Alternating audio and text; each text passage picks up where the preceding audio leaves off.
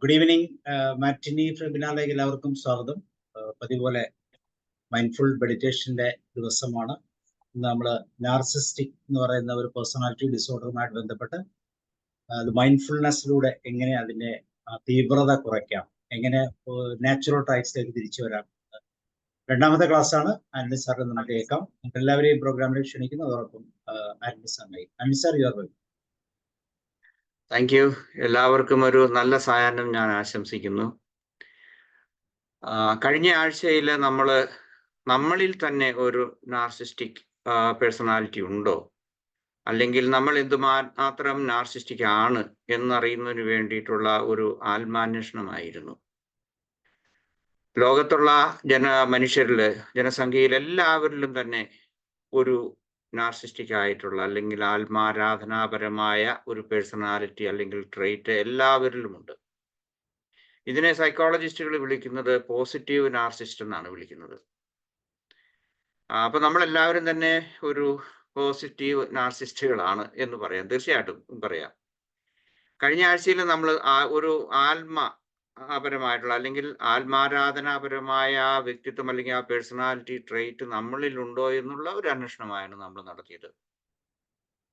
ഈ ആഴ്ചയിൽ നമ്മൾ നടത്തുന്നത് ആത്മാരാധനാപരമായ അല്ലെങ്കിൽ നാർസിസ്റ്റിക് ആയിട്ടുള്ള ആളുകളുമായി നമ്മളുടെ കൂട്ടത്തിൽ, നമ്മുടെ വീട്ടിലാകാം, അല്ലെങ്കിൽ നമുക്ക് ചുറ്റുവട്ടത്തിലാകാം, ജോലി സ്ഥലത്താകാം, അല്ലെങ്കിൽ നമ്മൾ ഇടപഴകുന്ന ജീവിത സാഹചര്യങ്ങളിൽ അങ്ങനെയുള്ള ആളുകൾ ഉണ്ടെങ്കിൽ അവരുമായിട്ട് നമുക്ക് എങ്ങനെ ഒത്തുപോകാം.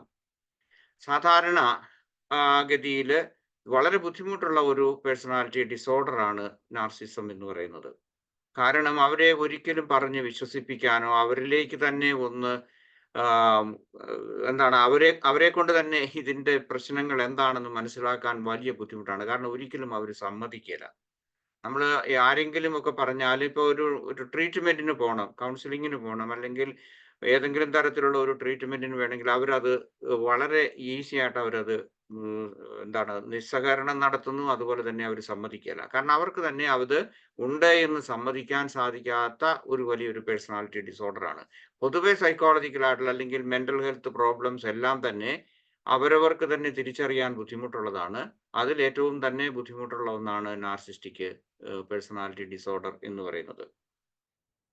ലോക ജനസംഖ്യയിൽ തന്നെ ഏറ്റവും കൂടുതൽ മനുഷ്യർ അവരുടെ സ്വാഭാവികമായിട്ടുള്ള ആ നിലനിൽപ്പിന്റെ ആ തന്ത്രം, ആ പ്രതിരോധനം ഉപയോഗിക്കുന്നത് നാർസിസ്റ്റുകളുമായിട്ട് ബന്ധപ്പെടുമ്പോഴാണ്. അതായത് ഫൈറ്റ്, ഫ്ലൈറ്റ് ഓർ ഫ്രീസ് എന്ന് പറയുന്ന ഈ ഡിഫെൻസീവ് മെക്കാനിസം അല്ലെങ്കിൽ സ്വയം രക്ഷപ്പെടാനുള്ള ആ തന്ത്രം, നമുക്ക് ജനിതകമായിട്ട് കിട്ടിയിട്ടുള്ള ഈ തന്ത്രം ഈ കാലത്ത് ഏറ്റവും കൂടുതൽ ഉപയോഗിക്കുന്നത് നാർസിസ്റ്റുകളുമായിട്ടുള്ള അവരുടെ ഇടപഴകുമ്പോഴാണ്, അവരുമായിട്ട് ഇടപഴകുമ്പോഴാണ്. ഇതിന്റെ കാര്യങ്ങൾ അല്ലെങ്കിൽ വിശദാംശങ്ങൾ നമുക്ക് ഇന്ന് അറിയാം, അല്ലെങ്കിൽ ഞാൻ അതേക്കുറിച്ച് സംസാരിക്കാനാണ് ഉദ്ദേശിക്കുന്നത്. നമുക്ക് വിശദാംശങ്ങളിലേക്ക് പോകാം. ഓക്കെ, ഇത് വിസിബിൾ ആണെന്ന് ഞാൻ കരുതുന്നു. കാണാമല്ലോ സാറേ? Okay, thank you. Okay, understanding the narcissist or narcissist mindfully എന്നുള്ളതാണ്. 3 വാക്കുകളാണ് ഞാൻ ഇന്ന് നിങ്ങളെ വാസ്തവം പറഞ്ഞാൽ പരിചയപ്പെടുത്തുന്നത്. വളരെ സിമ്പിൾ ആയിട്ടുള്ള 3 വാക്കുകളാണ്. Understanding, then A narcissist or the narcissist mindfully. ഈ 3 വാക്കുകൾ നിങ്ങൾക്ക് നിങ്ങളുടെ മുമ്പിൽ അവതരിപ്പിക്കുക അല്ലെങ്കിൽ പരിചയപ്പെടുത്താനാണ് ഞാൻ ശ്രമിക്കുന്നത്. ഇന്നത്തെ ക്ലാസ്സിന്റെ ഒബ്ജക്റ്റീവ്സ് എന്ന് പറയുന്നത്, ഞാൻ പ്രധാനമായിട്ട് സംസാരിക്കുന്നത് 7-8 കാര്യങ്ങളുണ്ട്. അതിൽ ഒന്നാമത്തത് ഹൂ ഈസ് എ നാർസിസ്റ്റ്. നമ്മൾ കഴിഞ്ഞ ആഴ്ചയിൽ നമ്മൾ കണ്ടതാണ്. പക്ഷേ ആ പോയിന്റ് ഓഫ് വ്യൂ, അതിന്റെ ആ ഡെഫിനിഷനിൽ കൂടി അല്ല ഞാൻ കാണുന്നത്. വേറൊരു ആംഗിളിൽ നമ്മൾ ഒരു നാർസിസ്റ്റിക് ഡിസോർഡർ ഉള്ള ആളുകളുടെ അതിനെ നമുക്ക് എങ്ങനെ മൈൻഡ്ഫുൾ ആയിട്ട് കാണാമെന്നുള്ള ആ ഒരു ആംഗിളിലൂടെയാണ് ഞാൻ ഇന്ന് അവരെ അവതരിപ്പിക്കുന്നത്, അല്ലെങ്കിൽ ഒരു നാർസിസ്റ്റ് എന്നുള്ള അത് നിർവചിക്കുന്നതും അവരുടെ സ്വഭാവ രീതികൾ മനസ്സിലാക്കാൻ ശ്രമിക്കുന്നതും. What is understanding, then types of narcissism, identifying the narcissist, is A narcissist in your life, നമ്മുടെ ജീവിതത്തിൽ ബന്ധപ്പെട്ട് ഉണ്ടോ. അതുപോലെ തന്നെ ഹാവ് യു ട്രൈഡ് എവറിത്തിങ്, ഒരു നാർസിസ്റ്റുമായിട്ട് ഒത്തൊരുമിച്ച് പോകാൻ വേണ്ടിയിട്ടുള്ള എല്ലാ കാര്യങ്ങളും നമ്മൾ ശ്രമിച്ചിട്ടുണ്ടോ. നമ്മൾ ഒത്തിരി അഡ്ജസ്റ്റ്മെന്റ്സ് അല്ലെങ്കിൽ മറ്റതുപോലുള്ള വിട്ടുവീഴ്ചകളെല്ലാം നടത്തി നമ്മൾ ശ്രമിച്ചിട്ടുണ്ടോ. എന്നിട്ടുള്ള ഫലം എന്താണ് എന്നുള്ളതിനെ കുറിച്ചാണ്. പിന്നെ നമുക്ക് അവസാനമായിട്ട് നമുക്ക് എന്ത് ചെയ്യാൻ പറ്റും, അവസാനത്തെ അടവ് 18 കഴിഞ്ഞിട്ടുള്ള അടവ് എന്താണ് എന്നുള്ളതാണ് ഇങ്ങനെയുള്ള ആളുകളുമായിട്ട്. ആദ്യമായിട്ട് നമ്മൾ ഞാൻ ഇന്ന് പറഞ്ഞത് അണ്ടർസ്റ്റാൻഡിങ് ദി നാർസിസ്റ്റ് മൈൻഡ്ഫുള്ളി എന്നുള്ളതാണ്. സോ അണ്ടർസ്റ്റാൻഡിങ് എന്ന് പറഞ്ഞു കഴിഞ്ഞാൽ ഏതെങ്കിലും ഒരു കാര്യം നമ്മൾ എങ്ങനെയാണ് മനസ്സിലാക്കുക, നമുക്ക് പല വിധത്തിൽ മനസ്സിലാക്കാം. നമുക്ക് ഇന്റലക്ച്വൽ ആയിട്ട് മനസ്സിലാക്കാം, അല്ലെങ്കിൽ അതിനെ കോംപ്രിഹെൻഡ് ചെയ്യാം, അല്ലെങ്കിൽ പല രീതിയിലുള്ള അണ്ടർസ്റ്റാൻഡിങ് ഉണ്ട്. പക്ഷെ നമ്മൾ മൈൻഡ്ഫുൾ ആയിട്ട് ഒരു കാര്യം മനസ്സിലാക്കുക എന്ന് പറഞ്ഞാൽ ഗ്രാസ്പിംഗ് ദ മീനിങ്, ഒരു കാര്യത്തിന്റെ, ഒരു വസ്തുതയുടെ അല്ലെങ്കിൽ ഒരു യാഥാർത്ഥ്യത്തിന്റെ അർത്ഥം നമ്മൾ മനസ്സിലാക്കുക, and its significance or implications of something. അതാണ് അണ്ടർസ്റ്റാൻഡിങ് എന്ന് ഉദ്ദേശിക്കുന്നത്. It includes intellectual comprehension and emotional empathy. ഇവിടെയാണ് നമ്മൾ ഒരുപക്ഷെ ഏതെങ്കിലും ഒരു ശാസ്ത്രശാഖ മനസ്സിലാക്കുകയാണെന്നുണ്ടെങ്കിൽ, കെമിസ്ട്രി പഠിക്കുകയാണെങ്കിൽ നമുക്ക് അവിടെ ഇമോഷൻസും എമ്പതിയുടെയും ആവശ്യം നമുക്കില്ല, അല്ലെ? ഇവിടെ അത് ഒരു വേറെ ഏതെങ്കിലും ഒത്തിരി വിഷയങ്ങൾ പഠിക്കുമ്പോൾ. പക്ഷെ നമ്മൾ അങ്ങനെയല്ല, ഒരു വ്യക്തിയെ കുറിച്ച് നമ്മൾ മൈൻഡ്ഫുൾ ആയിട്ട് മനസ്സിലാക്കുമ്പോഴേക്കും നമുക്ക് ഇന്റലക്ച്വൽ ആയിട്ട് നമുക്ക് അറിയണം, അത് ആവശ്യമാണ്. പക്ഷേ ഇമോഷണൽ ആൻഡ് എമ്പതി, അല്ലെങ്കിൽ മൈൻഡ്ഫുൾ, അല്ലെങ്കിൽ നമ്മളുടെ മെന്റൽ, ബോഡി ആൻഡ് ഇമോഷൻസ്, ഈ 3 തലങ്ങളും നമുക്ക് മനസ്സിലാക്കേണ്ടതുണ്ട്. Okay, then who is A narcissist? ഇന്ന് വ്യത്യാസപ്പെട്ട രീതിയിലാണ്. A narcissist personality disorder is A mental health condition ആണ്, ഒരു മാനസിക ആരോഗ്യ പ്രശ്നം എന്ന് നമുക്ക് അതിനെ വിളിക്കാം. അങ്ങനെയുള്ള ആളുകൾ എന്ത് ചെയ്യുന്നു? അൺറീസണബിൾ ആയിട്ട് high sense of their on importance, എവിടെയും എല്ലായിടത്തും ഞാനാണ് വലിയ ആളെന്നുള്ള ആ ഒരു സ്വഭാവ രീതി, ആ ചിന്താഗതിയും ആ രീതി പ്രകടിപ്പിക്കുന്നതിന് വേണ്ടിയിട്ടുള്ള ചിലപ്പോൾ ഏറ്റവും നാസ്റ്റി ആയിട്ടുള്ള രീതിയിൽ ആളുകൾ പെരുമാറും. ഇങ്ങനെയുള്ള ആളുകളെ നമുക്കറിയാം, ഓരോ സ്ഥലങ്ങളിലും, വീടുകളിലാണെങ്കിലുണ്ട്, അല്ലെങ്കിൽ നമ്മൾ ജോലി സ്ഥലത്തുണ്ട്, അയൽവക്കങ്ങളിലുണ്ട്, എല്ലാ തരത്തിലും. ഈ കാര്യത്തെക്കുറിച്ച് ഞാനിപ്പോൾ സംസാരിക്കുമ്പോൾ നിങ്ങളുടെയൊക്കെ മനസ്സിലൂടെ എത്രയെത്ര എന്താണ് പിക്ചറുകളായിരിക്കും കടന്നു പോകുന്നത്. അപ്പോൾ അവർ കൂടുതലായിട്ട് അവരുടെ തന്നെ ഇമ്പോർട്ടൻസിന് കൊടുക്കാനാണ്. അടുത്തത് ദേ നീഡ് ടു എന്താണ്, കൂടുതൽ അറ്റൻഷൻ അവർ സീക്ക് ചെയ്യുന്നുണ്ടായിരിക്കും. ഏതെങ്കിലും തരത്തിൽ അറ്റൻഷൻ സീക്കിംഗ് ആയിട്ടുള്ള, വളരെ ഹൈലി അറ്റൻഷൻ സീക്കിംഗ് ആയിട്ടുള്ളതുണ്ട്. അവരെ കുറിച്ച് തന്നെ പറയുമ്പോഴേക്കും അവർ ചെയ്ത വലിയ വലിയ വീരകൃത്യങ്ങളായിരിക്കും, അവർക്കുള്ള ഡിഗ്രികളെ കുറിച്ചായിരിക്കും, അല്ലെങ്കിൽ അവരുടെ പണത്തെക്കുറിച്ചായിരിക്കും, അല്ലെങ്കിൽ അവരുടെ പ്രതാപം, അല്ലെങ്കിൽ എന്താണ്, ഞങ്ങൾ ഇന്ന കുടുംബ പരമ്പരയിൽപ്പെട്ടവരാണെന്നുള്ളതായിരിക്കും. ഇങ്ങനെ ഒത്തിരി ഒത്തിരി കാര്യങ്ങൾ ഉണ്ടാകും നമുക്ക്. ഇത് തന്നെ ഒരു കോമൺ ആയിട്ട് പറഞ്ഞു കഴിഞ്ഞാൽ, ഒരുപക്ഷെ ഒരു മലയാളിക്ക് മറ്റുള്ള സ്റ്റേറ്റിലുള്ള, സംസ്ഥാനങ്ങളിലുള്ള ആളുകളോട് പറയുമ്പോഴും ഇങ്ങനെയുള്ളതല്ലേ. മലയാളികൾ നമ്മൾ ബുദ്ധിമാന്മാരാണ്, നമ്മൾ ഏറ്റവും എഡ്യൂക്കേറ്റഡ് ആണ്, ഇതല്ലെന്ന് ഞാൻ പറയുന്നില്ല. പക്ഷെ ഇതും ഒരു നാർസിസ്റ്റിക് ടെൻഡൻസി അല്ലേ എന്ന് ഒന്ന് സ്വയം നമ്മൾ ചിന്തിക്കുന്നത് നല്ലതാണ്. അത് എന്താണ്, lack of ability to understand others feelings, മറ്റുള്ളവരുടെ വികാരങ്ങൾ, അല്ലെങ്കിൽ മറ്റുള്ളവരുടെ ഫീലിങ്സ് നമുക്ക് പറയാം, അല്ലെങ്കിൽ അനുഭൂതികളെന്നോ, അല്ലെങ്കിൽ മറ്റുള്ളവരെ മനസ്സിലാക്കാൻ അവർക്ക് സാധിക്കാതെ വരുന്നു. സ്വന്തം കാര്യം, അല്ലെങ്കിൽ സ്വന്തമായിട്ടുള്ള ആ ഒരു രീതിയിലേക്ക് പോകുന്ന ആൾക്കാരെ, അല്ലെങ്കിൽ അത് കൂടുതലായിട്ട് കാണുന്ന ആൾക്കാരെയാണ് ഒരു നാർസിസ്റ്റ് എന്ന് നമ്മൾ വിളിക്കുന്നത്. ഇതിനി ടൈപ്സ് ഓഫ് നാർസിസത്തിൽ ഞാൻ ആദ്യം സൂചിപ്പിച്ചതുപോലെ ഹെൽത്തി നാർസിസ്റ്റ് ഉണ്ട്. നമ്മളെല്ലാവരും ഹെൽത്തി നാർസിസം ഉള്ളവരാണ്. കാരണം നമുക്ക് നമുക്ക് അംഗീകാരം ആവശ്യമുണ്ട്, സ്നേഹം ആവശ്യമുണ്ട്, പരിഗണന ആവശ്യമുണ്ട്, നമുക്ക് നീതി ആവശ്യമുണ്ട്. ഇങ്ങനെയുള്ള എല്ലാ കാര്യങ്ങളിലും നമ്മളും ഈ ഹെൽത്തി ആയിട്ടുള്ള ഒരു നാർസിസ്റ്റിക് ടെൻഡൻസി ഉള്ളവരായിരിക്കും. അതേസമയം NPD എന്ന് പറയുന്ന നാർസിസ്റ്റിക് പേഴ്സണാലിറ്റി ഡിസോർഡർ എന്ന് പറയുന്നത് ഒരു ഡയഗ്നോസിസ് നടത്തുന്ന സമയത്ത് 55% കൂടുതൽ ഈ ടെൻഡൻസികൾ, ഞാനിപ്പോൾ പറയാൻ പോകുന്ന ഈ ടെൻഡൻസികൾ കൂടുതൽ ഉള്ളവരെയാണ് നമ്മൾ ഒരു നാർസിസ്റ്റ് ഡിസോർഡർ ഉള്ള NPD ഉള്ളവരായിട്ട് കാണുന്നത്. അല്ലെങ്കിൽ അതിന് താഴെയുള്ളവരെയൊക്കെ നമ്മൾ ഒരു ഹെൽത്തി നാർസിസ്റ്റ്, അതിൽ ലോക ജനസംഖ്യ, അല്ലെങ്കിൽ നമ്മൾ എല്ലാവരും പെടുന്നവരാണ്. ഓക്കെ, അടുത്ത ടൈപ്പ് ഓഫ് നാർസിസത്തിൽ വരുന്ന ഒന്നാണ് ഓവേർട്ട്. അതായത് പുറമെ അവർ കാണിക്കും, ഒന്നല്ല പല കാര്യങ്ങളും അവർ പുറമെ ബാഹ്യമായിട്ട് കാണിക്കും. ഓവേർട്ട് എന്ന് പറഞ്ഞു കഴിഞ്ഞാൽ നോട്ട് ഹൈഡിങ് എനിത്തിങ്, ഹൈഡിങ് അല്ല, അല്ലെങ്കിൽ അവർക്ക് ഒളിച്ചുകളികൾ അധികമില്ല. This is a classical narcissist ആണ് അവർ സെൽഫ് ഒബ്സസ്ഡ് ആയിരിക്കും. അവരുടെ ചിന്താഗതികളിലും അവരുടെ ആ പെരുമാറ്റങ്ങളിലും അതുപോലെ അവരുടെ മാനസികമായിട്ടുള്ള നിലയിൽ അവർ സെൽഫ് ഒബ്സസ്ഡ് ആണ്. അതുപോലെ തന്നെ ലാക്ക് ഓഫ് എമ്പതി അവരിലില്ല. അവർക്ക് മറ്റുള്ളവരോടുള്ള സഹാനുഭൂതികളൊന്നുമില്ല. Superior to those around them. എല്ലാവരുടെയും മുകളിലാണ് താനെന്ന് എല്ലാ വിധത്തിലും. ശാരീരികമായിട്ടായിരിക്കാം, അല്ലെങ്കിൽ ഇന്റലക്ച്വൽ ആയിട്ടായിരിക്കാം, അല്ലെങ്കിൽ വികാരപരമായിട്ടായിരിക്കും, ഏത് തരത്തിലും അവരാണ് വലിയ ആൾക്കാരെന്നുള്ള ആ ഒരു ചിന്താഗതിയുണ്ട്. Attention seeking, too much attention seeking ആയിട്ടുള്ളതുണ്ട്. നമ്മളൊരു കമ്മ്യൂണിറ്റിയിൽ ചെല്ലുമ്പോൾ, അല്ലെങ്കിൽ ഒരു സമൂഹത്തിൽ ചെല്ലുമ്പോൾ, എവിടെയാണെങ്കിലും, ഈവൻ ഒരു ഇതുപോലെയുള്ള നമ്മളുടെ പ്ലാറ്റ്ഫോമുകളിൽ പോലും ക്വസ്റ്റ്യൻ ചോദിക്കുന്ന സമയത്ത് ക്വസ്റ്റ്യൻ ആയിരിക്കില്ല, അവരുടെ ബാക്ക്ഗ്രൗണ്ട് കൂടെ കുറച്ച് പറഞ്ഞു തിരിക്കും. കാരണം that's also an attention seeking. ഇല്ല, ഞാൻ ഇന്ന ആളായിരുന്നു, ഇന്നടത്തായിരുന്നു, അങ്ങനെയാണ്, അതാണ്, ഇതാണെന്നെല്ലാം പറഞ്ഞിട്ടുള്ളതായിരിക്കും. സോ എവരിവെയർ അവര് അറ്റൻഷൻ സീക്കിംഗ് ആയിരിക്കും. അതുപോലെ തന്നെ നമ്മൾ കൊടുക്കുന്ന, നമ്മൾ ചെയ്യുന്ന, നമ്മൾ റെസ്പെക്ട് ചെയ്യുന്ന, അല്ലെങ്കിൽ നമ്മൾ മെയിൻറ്റെയിൻ ചെയ്യുന്ന ആ റെസ്പെക്ടിങ് എന്താണ്, നമ്മുടെ ആ ബൗണ്ടറീസിനെ അവർ എപ്പോഴും ലംഘിക്കാൻ തോന്നും. കാരണം ഒരു വ്യക്തി എന്ന നിലയിൽ നമ്മളെ വേണ്ടത്ര ബഹുമാനിക്കുകയൊന്നുമല്ല. അത് നമ്മൾ എന്ന് ഞാൻ ഉദ്ദേശിക്കുന്നത് അവർ ജീവിക്കുന്ന ആ സാഹചര്യങ്ങളിലാണ്. അത് ഒരു ഫാമിലിയിലാകാം, അല്ലെങ്കിൽ ജോലി സ്ഥലത്താകാം, മറ്റോ ഏതെങ്കിലും നമ്മുടെ സാമൂഹ്യമായ ജീവിത രീതികളുള്ളത് അവരത് ചെയ്യുന്നു. അതുപോലെ തന്നെ ബ്രേക്ക് ഡൗൺ, അതുപോലെ തന്നെ നമ്മളെ അവർ ബ്രേക്ക് ഡൗൺ ചെയ്യാൻ വേണ്ടി നോക്കും. Boundaries break down, and then എന്താണ്, നമ്മളെ ഒരു തരത്തിൽ പറഞ്ഞു കഴിഞ്ഞാൽ അവര് മോശക്കാരായിട്ട് എപ്പോഴും നമ്മളെക്കുറിച്ച് തന്നെ ചിന്തിക്കാനുള്ള അവസരങ്ങൾ അവർ ക്രിയേറ്റ് ചെയ്തുകൊണ്ടിരിക്കും. അടുത്തത് കവേർട്ടാണ്. ഒരു ഹൈഡിങ് ആയിട്ടുള്ള ചില സ്വഭാവങ്ങൾ, നാർസിസ്റ്റിക് ടെൻഡൻസികൾ ഇങ്ങനെയുള്ളവരിലുണ്ട്. പലപ്പോഴും അവർ പുറമെ കാണിക്കലായിരിക്കാം, പക്ഷെ കവേർട്ടാണ്. Known as vulnerable narcissist, extreme sensitive ആയിരിക്കും.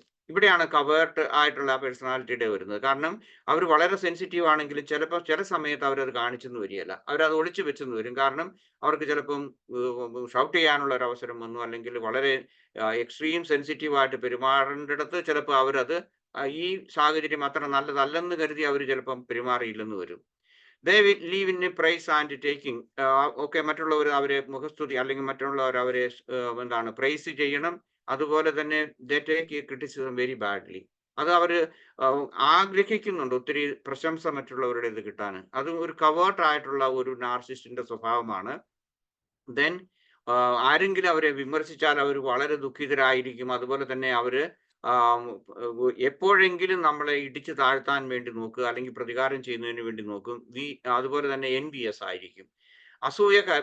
അസൂയാലുക്കളായിരിക്കും കൂടുതൽ. അത് നമ്മൾ എപ്പോഴും അറിയണമെന്നില്ല. കാരണം അവർ ചിലപ്പോൾ നീരസങ്ങളൊക്കെ കാണിക്കാം.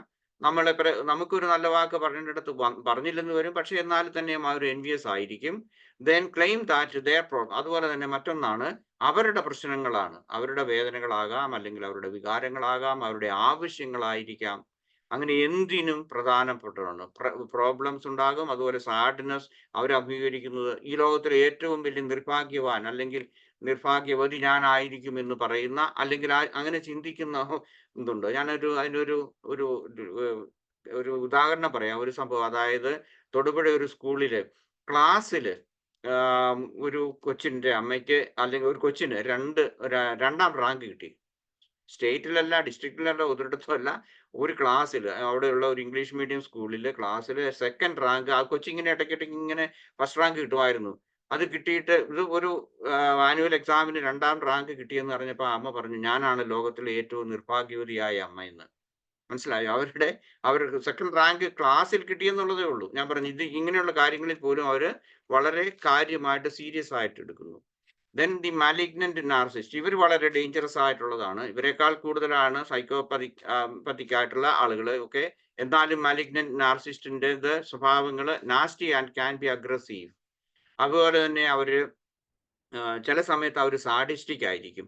സാഡിസം എന്ന് പറയുന്നതിന്റെ അർത്ഥം നിങ്ങൾക്കറിയാമെന്ന് ഞാൻ കരുതുന്നെങ്കിലും ഞാൻ പറയാം. സാഡിസം എന്ന് പറയുന്നത് മറ്റുള്ളവരുടെ ദുഃഖങ്ങളിൽ അവർക്ക്, അല്ലെങ്കിൽ മറ്റുള്ളവർ വേദനിക്കുകയൊക്കെ ചെയ്യുമ്പോൾ അവർക്കുണ്ടാകുന്ന ഒരു പ്ലഷർ അല്ലെങ്കിൽ സന്തോഷമാണ്. പക്ഷെ കൂടുതലായിട്ടും സാഡിസത്തെ കുറിച്ച് നമ്മൾ പറയുന്നത് സെക്ഷൽ സാഡിസം അല്ലെങ്കിൽ അങ്ങനെയുള്ളതാണ്. അതായത് സെക്ഷൽ പ്ലഷർ അനുഭവിക്കുന്ന സമയത്ത് മറ്റുള്ളവരെ വേദനിപ്പിക്കുന്ന, അതിലേക്കാണ് ആ വാക്ക് കൂടുതലായിട്ടും ഉപയോഗിക്കുന്നത്. എന്നാലും അഗ്രസീവ് ആൻഡ് സാഡിസ്റ്റിക് ആയിട്ടുള്ള മെന്റാലിറ്റി ഇവർക്കുണ്ട്.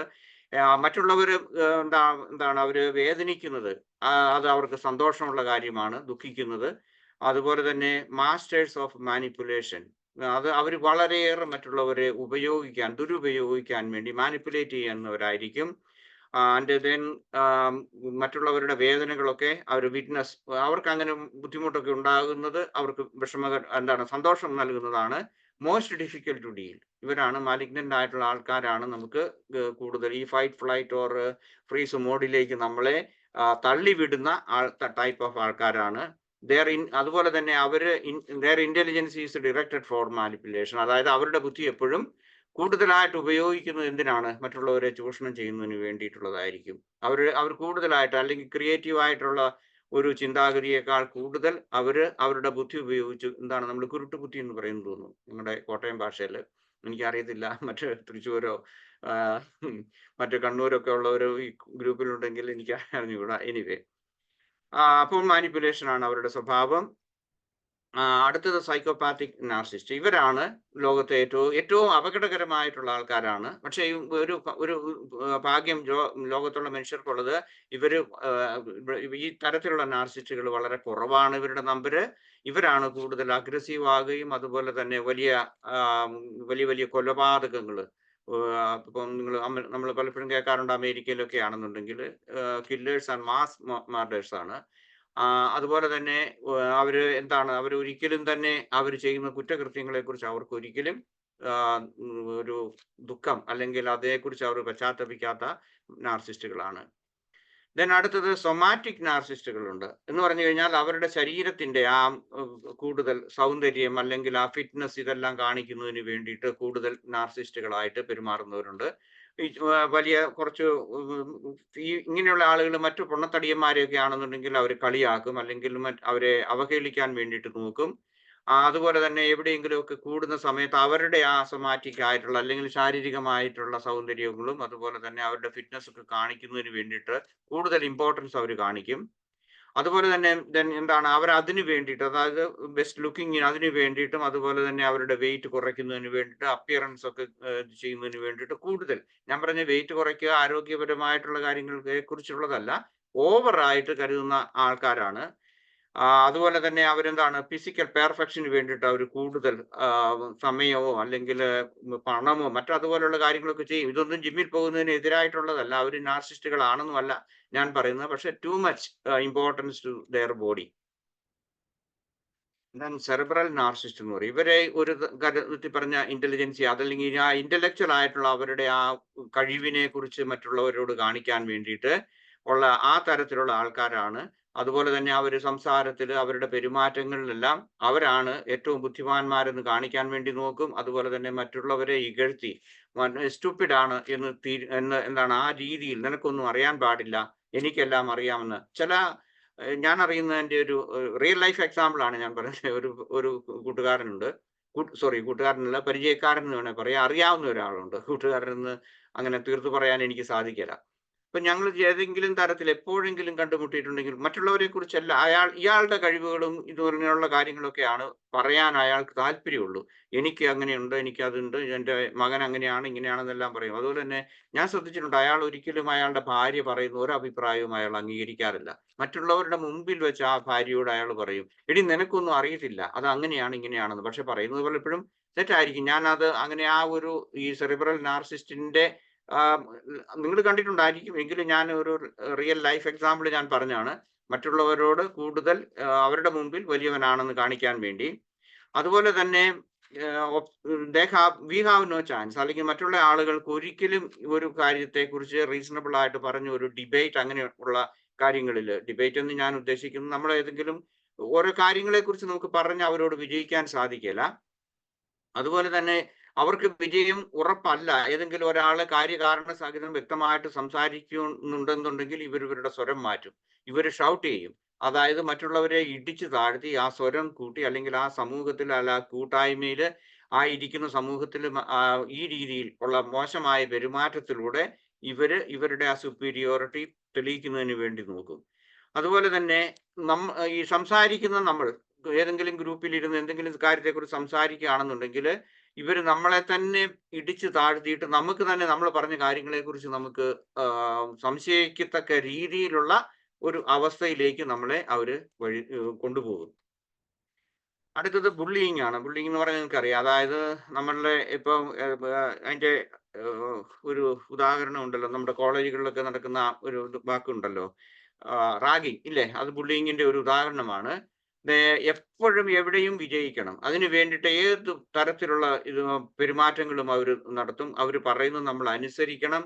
അതുപോലെ തന്നെ അവരുടെ വിജയമാണ് സുനിശ്ചിതം. അതിനു വേണ്ടി എന്തെങ്കിലും സാമൂഹ്യമായിട്ട്, അതുപോലെ തന്നെ ജനറൽ ആയിട്ട് മറ്റുള്ളവരുടെ മുമ്പിലെല്ലാം നമ്മൾ മറ്റുള്ളവരെ ഇകഴ്ത്തി പറയാൻ വേണ്ടിയിട്ട് അവർ നോക്കും. സാമൂഹ്യമായിട്ടുള്ള നമ്മുടെ സൽപ്പേരിനെ കുറിച്ചോ അല്ലെങ്കിൽ മറ്റതുപോലുള്ള എന്തെങ്കിലുമൊക്കെ ഉണ്ടെന്നുണ്ടെങ്കിൽ, ഇപ്പം ചില ആളുകൾ ഉണ്ടാകും, അവര് ഏതെങ്കിലും തരത്തില് ആ ഇരിക്കുന്ന ആ ഗ്രൂപ്പിൽ ആരെങ്കിലും പറയാണ്, ഇന്നയാള് അയാൾ നല്ലതാണ് കേട്ടോ, അയാൾക്ക് കാര്യങ്ങൾക്ക് അറിയാം, അല്ലെങ്കിൽ അയാൾ ഇന്ന കാര്യത്തിൽ വൈദഗ്ധ്യം, അതൊന്നും ശരിയൊന്നുമല്ല, അയാളെക്കാൾ വൈദഗ്ധ്യമുള്ളവരുണ്ട്, അല്ലെങ്കിൽ ഞാൻ തന്നെയാണെന്ന് പറയും. അല്ലെങ്കിൽ തന്നെ അയാൾ ഇൻഡയറക്റ്റ് ആയിട്ട് പറഞ്ഞ് നമ്മളെ കൊച്ചാക്കാൻ വേണ്ടി, അല്ലെങ്കിൽ നമ്മളെ ഇകഴ്ത്തി പറയാൻ വേണ്ടി ശ്രമിച്ചുകൊണ്ടിരിക്കും. അത് എല്ലാ കാര്യങ്ങളിലും അതെ. ഓക്കെ. അതുപോലെ തന്നെ അവർ ഈ സാമൂഹ്യമായിട്ട് സൽപ്പേരില്, കീർത്തിയില്, അല്ലെങ്കിൽ പ്രശംസയില്, ഇങ്ങനെയുള്ള കാര്യങ്ങളില് അവർക്ക് മുന്നോട്ട് പോകണം. ആ ലാഡർ ഉണ്ടല്ലോ, അത് അത് മുന്നോട്ട് അവർക്ക് വേണ്ടിയിട്ടുള്ളതാണ് ഇതെല്ലാം എന്നുള്ള ആ ഒരു ചിന്തയിലാണ് അവർ അതിനു വേണ്ടി ഏത് തരം താഴ്ന്ന സംസാരങ്ങളോ മറ്റുള്ള എല്ലാം അവർ ചെയ്തുകൊണ്ടിരിക്കും. അടുത്തത് സെക്ഷുവൽ നാർസിസ്റ്റുകൾ എന്ന് പറയുന്ന ഒരു ഗ്രൂപ്പ് ഉണ്ട്. അവരെ സംബന്ധിച്ചിടത്തോളം എന്താണ്, സൊമാറ്റിക് ആൻഡ് സെറിബ്രൽ നാർസിസത്തിന്റെ ഒരു വകഭേദമാണിത്. അതായത് അവർ ശാരീരികമായിട്ടുള്ള അവരുടെ സൗന്ദര്യം അല്ലെങ്കിൽ ഫിറ്റ്നസ് കാണിക്കും. അതുപോലെ സെറിബ്രൽ നാർസിസ്, അവരുടെ ആ ഇന്റലക്ച്വൽസ് ഉണ്ട്. അതായത് ഇപ്പം ചിലപ്പം ഒരുപക്ഷെ സെറിബ്രൽ നാർസിസ്റ്റുകൾ കൂടുതൽ പുരുഷന്മാരുടെ ഇടയിലായിരിക്കും കാണുന്നത്. കാരണം ചില സ്ത്രീകളെ സംബന്ധിച്ച് അവർക്ക് കൂടുതൽ ഒരു ഇന്റലക്ച്വൽ ആയിട്ടുള്ള ആളുകളോട്, ഏതെങ്കിലും ഫ്രണ്ടിനോടായിരിക്കാം, അല്ലെങ്കിൽ ഇപ്പം ഒരു അവിവാഹിതരായിട്ടുള്ള ആളുകളാണെന്നുണ്ടെങ്കിൽ, പെൺകുട്ടികളാണെന്നുണ്ടെങ്കിൽ, ഇങ്ങനെയൊക്കെ ബുദ്ധിപരമായിട്ട് പെരുമാറുന്ന സെറിബ്രൽ നാർസിസ്റ്റുകളെ അവർ ഇഷ്ടപ്പെടാൻ സാധ്യതയുണ്ട്. കാരണം എന്താണ്, എന്റെ ഭർത്താവ് നല്ല ബുദ്ധിമാനായിരിക്കും, ഭാവി വരൻ എന്നുള്ള രീതിയിൽ. അങ്ങനെയുള്ളത് കൊണ്ടും, അല്ലെങ്കിൽ ഇങ്ങനെ മിടുക്കന്മാര്, സുന്ദരന്മാര്, ശരീരമൊക്കെ സൂക്ഷിച്ച് ഇങ്ങനെ നടക്കുന്ന, ഇതെല്ലാം ഒരു തരം നാർസിസത്തിന്റെ ഒരു പ്രകടനങ്ങളാണ് പലതരത്തിലുള്ളത്. അതുപോലെ തന്നെ they are worried only about their self admiration ആയിരിക്കും. അതുപോലെ തന്നെ അവര് ലൈംഗികമായി ബന്ധപ്പെട്ട് കഴിഞ്ഞു കഴിഞ്ഞാൽ അവർ കൂടുതലായിട്ട് അവരുടെ പെർഫോമൻസിനെ കുറിച്ച് ചോദിച്ചുകൊണ്ടിരിക്കും. ഇങ്ങനെയുള്ള ഭാര്യമാരോടാകാം, അല്ലെങ്കിൽ അവിഹിത ബന്ധങ്ങളിലാകാം. ഇതുപോലെ തന്നെ അവർ കൂടുതൽ അൺഫെയ്ത്ത്ഫുൾ ആൻഡ് കൂടുതൽ സമയങ്ങളിലും അവിഹിത ബന്ധങ്ങൾ പുലർത്തുന്നവരായിരിക്കും. കൂടുതൽ ഇങ്ങനെയുള്ള ആളുകൾ മറ്റുള്ളവരെ മാനിപ്പുലേറ്റ് ചെയ്യുന്നതിന്, അത് സ്ത്രീകളാകാം പുരുഷന്മാരാകാം, അങ്ങനെയുള്ളവരെ മാനിപ്പുലേറ്റ് ചെയ്യുന്നതിന് വേണ്ടിയിട്ടുള്ള ആ രീതിയിൽ കഴിവുള്ളവരായിരിക്കും. Love bombing നാർസിസ്റ്റുകളുണ്ട്. അതായത് വളരെ ഒത്തിരി താല്പര്യം കാണിക്കുന്നവരുണ്ടാകും. അത് സ്ത്രീകളോടുണ്ട്, നമ്മൾ പുരുഷന്മാരോട് കാണിക്കും. പണം മേടിക്കാനോ കടം മേടിക്കാനോ തിരിച്ചു തരാതിരിക്കാൻ വേണ്ടിയിട്ടുള്ളപ്പോഴത്തേക്കും ലവ് ബോംബിംഗ് ആയിരിക്കും. ഇങ്ങനെയുള്ള ആളുകളെ ആ സ്നേഹം കാണിച്ച് ഓരോ റിലേഷൻഷിപ്പിന് വേണ്ടിയിട്ട്, അല്ലെങ്കിൽ മാനിപ്പുലേഷന് വേണ്ടി വരും. പ്രത്യേകിച്ചും ഇവിടെ ഇത് കാണുന്നത് പലപ്പോഴും അവിവാഹിതരായിട്ടുള്ള ആളുകളിലായിരിക്കും. അവർ കൂടുതൽ റിലേഷൻഷിപ്പ് ക്രിയേറ്റ് ചെയ്യുന്നതിന് വേണ്ടിയിട്ട് ലവ് ബോംബിംഗ് ആയിരിക്കും. ഐഫോൺ മേടിച്ചു കൊടുക്കുക, അതായിരിക്കും. അല്ലെങ്കിൽ മറ്റതുപോലുള്ള ഏതെങ്കിലും തരത്തിലുള്ള ലവ് ബോംബിംഗ് നടത്തും. ഇത് ചില ആളുകളിൽ, ഇങ്ങനെയുള്ള നാർസിസ്റ്റുകളിൽ, ഈവൻ വിവാഹിതരായിട്ടുള്ള ആളുകളുടെ ഇടയിലുണ്ട്. ഇതും ഞാൻ പറയാം. ഒരു കാനഡയിലുള്ള ഒരാള് എനിക്കറിയാം. അയാളുടെ വിവാഹം കഴിച്ച് അവിടെ ചെന്നതിന് ശേഷം, കാനഡ എന്ന് പറഞ്ഞു കഴിഞ്ഞാൽ മിക്കവാറും സ്ഥലങ്ങളിൽ -35 30, 35, 45 വരും. ഇങ്ങനെയുള്ള ഇത്രയും മൈനസ് ഉള്ള കാലാവസ്ഥയിൽ പോലും സാരി ഉടുത്തുകൊണ്ട് മാത്രം പോകാനേ, എവിടെ പോകുമ്പോഴും, ജോലിക്ക് പോകുമ്പോഴും മറ്റേതെങ്കിലും പരിപാടിക്ക് പോകുമ്പോഴും അതിനു വേണ്ടി അയാളിങ്ങനെ അത് പറഞ്ഞുകൊണ്ടിരിക്കും. ഞാൻ അയാളുമായിട്ടുള്ള ചില സംസാരങ്ങളിൽ അയാളുമായിട്ട് ചില സാഹചര്യങ്ങളിൽ എനിക്ക് ബന്ധപ്പെടേണ്ടി വന്നിട്ടുണ്ട്.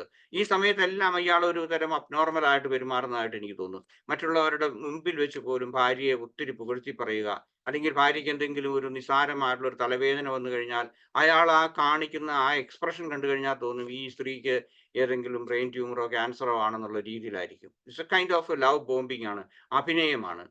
പിന്നെയുള്ള ആളുകൾ ഈ ലവ് ബോംബിംഗ് കൊണ്ട് കൂടുതലായിട്ട് അവര് മാനിപ്പുലേഷൻ, മറ്റുള്ളവരെ, സ്ത്രീകളെ, പ്രത്യേകിച്ച് പുതിയ ആളുകൾ, ബന്ധങ്ങൾ സ്ഥാപിക്കാൻ ആഗ്രഹിക്കുന്നവര്, അങ്ങനെ ഈ ലവ് ബോംബിംഗ് കൊണ്ട് ആ സ്ത്രീയിൽ നിന്നോ പുരുഷനിൽ നിന്നോ അങ്ങോട്ടും ഇങ്ങോട്ടാകാം, അവരിൽ നിന്ന് ഒരു റിലേഷൻഷിപ്പ്, ഒരു കമ്മിറ്റഡ് റിലേഷൻഷിപ്പ് ക്രിയേറ്റ് ചെയ്യുന്നതിന് വേണ്ടിയിട്ടുള്ള തന്ത്രങ്ങൾ അവർ ഉപയോഗിക്കും. ദെൻ സെലിബ്രിറ്റി നാർസിസ്റ്റ് എന്നുണ്ട് ഉള്ള ഒരു ഗ്രൂപ്പ് ഉണ്ട്. അതായത് അവര് എപ്പോഴും അവരെപ്പോഴും എന്താണ് അവർ സെലിബ്രിറ്റികളാകണം, അല്ലെങ്കിൽ അവരുടെ കൂട്ടത്തിൽ സിനിമാ നടന്മാര് അല്ലെങ്കിൽ രാഷ്ട്രീയക്കാർ, മന്ത്രിമാർ, ഇങ്ങനെയുള്ള ആളുകളുടെ ഒക്കെ ഇടയിൽ നിന്ന് ഫോട്ടോ എടുക്കുന്നതും അത് ഫേസ്ബുക്കിലോ അല്ലെങ്കിൽ സോഷ്യൽ മീഡിയയിൽ ചെയ്യാം. ഇവരെ കുറിച്ച് പറയുന്നത് അക്വയർഡ് സിറ്റുവേഷണൽ നാർസിസ്റ്റ് എന്നാണ് പറയുന്നത്, സൈക്കോളജിയിൽ അറിയപ്പെടുന്നത്. അവരെപ്പോഴും കൂടുതൽ സമ്പത്ത് സമ്പാദിക്കുന്നതിന്, അതുപോലെ തന്നെ കൂടുതൽ പ്രസിദ്ധി നേടുക, അതിനുവേണ്ടി മറ്റുള്ളവരുമായിട്ട് പ്രശസ്തരായിട്ടുള്ള ആളുകളുമായിട്ട് ഐഡന്റിഫൈ ചെയ്യുക, അവരുമായിട്ട് സംസർഗം പുലർത്തുക. എന്നിട്ട് എന്ത് ചെയ്യും, അത് പല രീതിയിലും ഫോട്ടോകളൊക്കെ എടുത്ത് സോഷ്യൽ മീഡിയയിലൊക്കെ അവർ പ്രചരിപ്പിക്കും. കാരണം ഞാൻ ഇന്ന വലിയ വലിയ ആൾക്കാർ, സെലിബ്രിറ്റികളുമായിട്ട് എനിക്ക് ബന്ധമുണ്ടെന്നൊക്കെ അറിയിക്കാൻ വേണ്ടി. അത് രാഷ്ട്രീയക്കാരാകാം, മതപരമായിട്ടുള്ള ആളുകളാകാം, അല്ലെങ്കിൽ സിനിമാ നടന്മാരാകാം, ഇങ്ങനെ എല്ലാ തുറയിലുള്ളവരുമായിട്ടാണ്.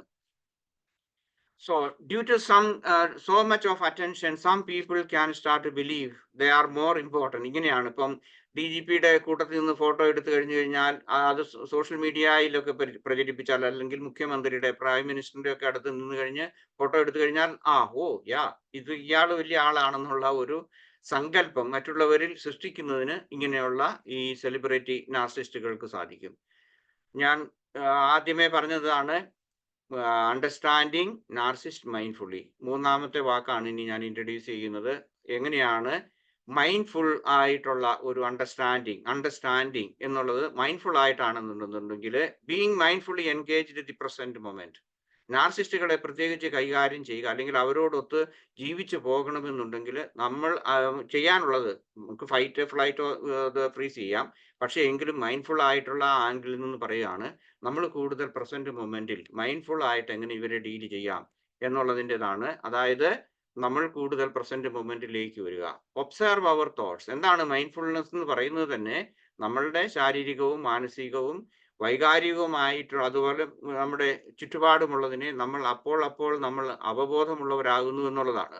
അപ്പൊ ദാറ്റ് മീൻസ് ഇങ്ങനെയുള്ള ആളുകളെ നമ്മൾ ഡീൽ ചെയ്യണമെങ്കിൽ, അവരുമായിട്ട് ഒത്തൊരുമിച്ച് പോകണമെന്നുണ്ടെങ്കിൽ എന്താണ്, observe our thoughts, feelings, surroundings, അതുപോലെ തന്നെ without any reaction or judgement, ഇങ്ങനെയുള്ളത് വേണം. കാരണം അവർ എന്തെങ്കിലും നമ്മളോട് പറയുകയാണെങ്കിൽ, നമ്മുടെ കൂട്ടത്തിലുള്ളവർ പറയുകയാണെങ്കിൽ കുറെ കൂടെ ശാന്തമായി കാമായിട്ട് നമുക്ക് മനസ്സിലാക്കിയെങ്കിൽ മാത്രമേ പോകാൻ പറ്റുള്ളൂ. അല്ലെങ്കിൽ നമ്മൾ അവരെ പൂർണ്ണമായിട്ട് ഒഴിവാക്കുക. ഇപ്പം ഭാര്യ ഭർത്തൃ ബന്ധത്തിലാണെങ്കിൽ അവർക്ക് ഡൈവോഴ്സ് ചെയ്യാം. അതല്ലെങ്കിൽ മറ്റേതെങ്കിലും തരത്തിലുള്ളതാണെങ്കിൽ, ജോലി സ്ഥലത്താണെന്നുണ്ടെങ്കിൽ മറ്റുള്ളതുണ്ടാകും. അല്ലെങ്കിൽ നമ്മൾ അവരെ ശരിക്കും ഫൈറ്റ് ചെയ്യുക. അത് ഒത്തിരി കാലം നമുക്ക് അങ്ങനെ ചെയ്യാൻ സാധിക്കില്ല. അപ്പം എന്തെങ്കിലും തരത്തിൽ ഇവരെ ഉൾക്കൊള്ളാൻ നമുക്ക് സാധിക്കണമെങ്കിൽ നമ്മളുടെ ആ ജഡ്ജ്മെന്റൽ മൈൻഡ്, അല്ലെങ്കിൽ റിയാക്ഷൻ ആയിട്ടുള്ള ആ മൈൻഡിനെ നമ്മൾ മൈൻഡ്ഫുൾ ആയിട്ട് നമ്മൾ കൈകാര്യം ചെയ്യാൻ വേണ്ടിയിട്ട് നോക്കുക. Maintaining a calm focused awareness to the current experience. അയാൾ പറയുന്നത് എന്താണ്, അയാൾ ചെയ്യുന്നത് എന്താണ്, അല്ലെങ്കിൽ അയാളുടെ റിയാക്ഷൻസ് എന്താണ് എന്നുള്ളതിനെ കുറിച്ച് നമുക്ക് തന്നെ ഒരു കാമായിട്ട് ഉള്ള ഒരു അവയർനെസ് നമുക്ക് ക്രിയേറ്റ് ചെയ്യുന്നതിന് വേണ്ടി മൈൻഡ്ഫുൾനെസ് സഹായിക്കുന്നു. Then mindfully another one is active listening. മൈൻഡ്ഫുൾനെസ്സിന്റെ അല്ലെങ്കിൽ ഇങ്ങനെയുള്ള ആളുകളെ നമ്മൾക്ക് കൈകാര്യം ചെയ്യണമെങ്കിൽ നമ്മൾ ആക്റ്റീവായിട്ട് നമ്മൾ ലിസണിങ് ഉള്ളവരായിരിക്കണം. Listening with an intent and understand that, എന്താണ്, നമ്മൾ ഒരു കാര്യം, ഞാനിപ്പോൾ നിങ്ങളോട് സംസാരിക്കുന്നു, നിങ്ങൾക്ക് ആക്റ്റീവ് ആൻഡ് മൈൻഡ്ഫുൾ ആയിട്ട് നിങ്ങൾക്ക് ലിസൺ ചെയ്യാം. അതേസമയം നമ്മളൊരു കോൺവെർസേഷനിലേക്ക് വരുമ്പോഴേക്കും നമ്മൾ പലപ്പോഴും എന്താണ് ചെയ്യുന്നത്, മൈൻഡ്ഫുൾ ആയിട്ട് നമ്മൾ ലിസൺ ചെയ്യുന്നതിനേക്കാൾ കൂടുതൽ അയാൾ പറയുന്നതിന് എന്ത് റിപ്ലൈ കൊടുക്കണം എന്നുള്ളതിനെ കുറിച്ചാണ് നമ്മൾ ചിന്തിക്കുന്നത്. അയാളെ മുഴുവനായിട്ട് നമുക്ക് മനസ്സിലാക്കാൻ സാധിക്കാതെ വരുന്നു. അപ്പം നമ്മൾക്കൊരു നാർസിസ്റ്റിക് അല്ലെങ്കിൽ ഒരു നാർസിസ്റ്റുമായിട്ട് ഒത്തുപോകണമെങ്കിൽ, ഏതെങ്കിലും തരത്തിൽ നമുക്ക് ഒത്തുപോകണമെന്നുണ്ടെങ്കിൽ അയാൾ പറയുന്നത് എന്താണെന്നുള്ളതിനെ കുറിച്ച് ആദ്യമായിട്ട് വ്യക്തമായിട്ട് ആക്റ്റീവ് ലിസണിങ് നമുക്ക് ആവശ്യമുണ്ട്. ദെൻ ഓപ്പൺ മൈൻഡഡ്നെസ്, അതായത് റിസപ്റ്റീവ് ആയിരിക്കണം. അയാൾ പറയുന്നത് എന്താണെന്നുള്ളതിനെ കുറിച്ച് കൂടുതലായിട്ട് ഒരു ഓപ്പൺ മൈൻഡോട് കൂടി, അല്ലെങ്കിൽ നമുക്ക് ക്ലോസ്ഡ് മൈൻഡ് ആയിട്ട് നമുക്ക് വേണമെങ്കിൽ എല്ലാം കേൾക്കാം.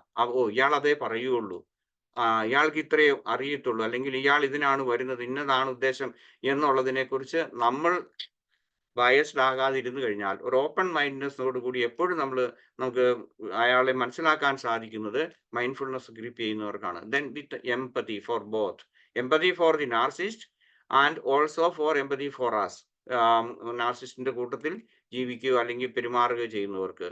ദെൻ അടുത്ത മൈൻഡ്ഫുൾ ആയിട്ടുള്ള ഒന്നാണ് deliberation, taking time process. and reflect on the information received rather than reacting impulsively.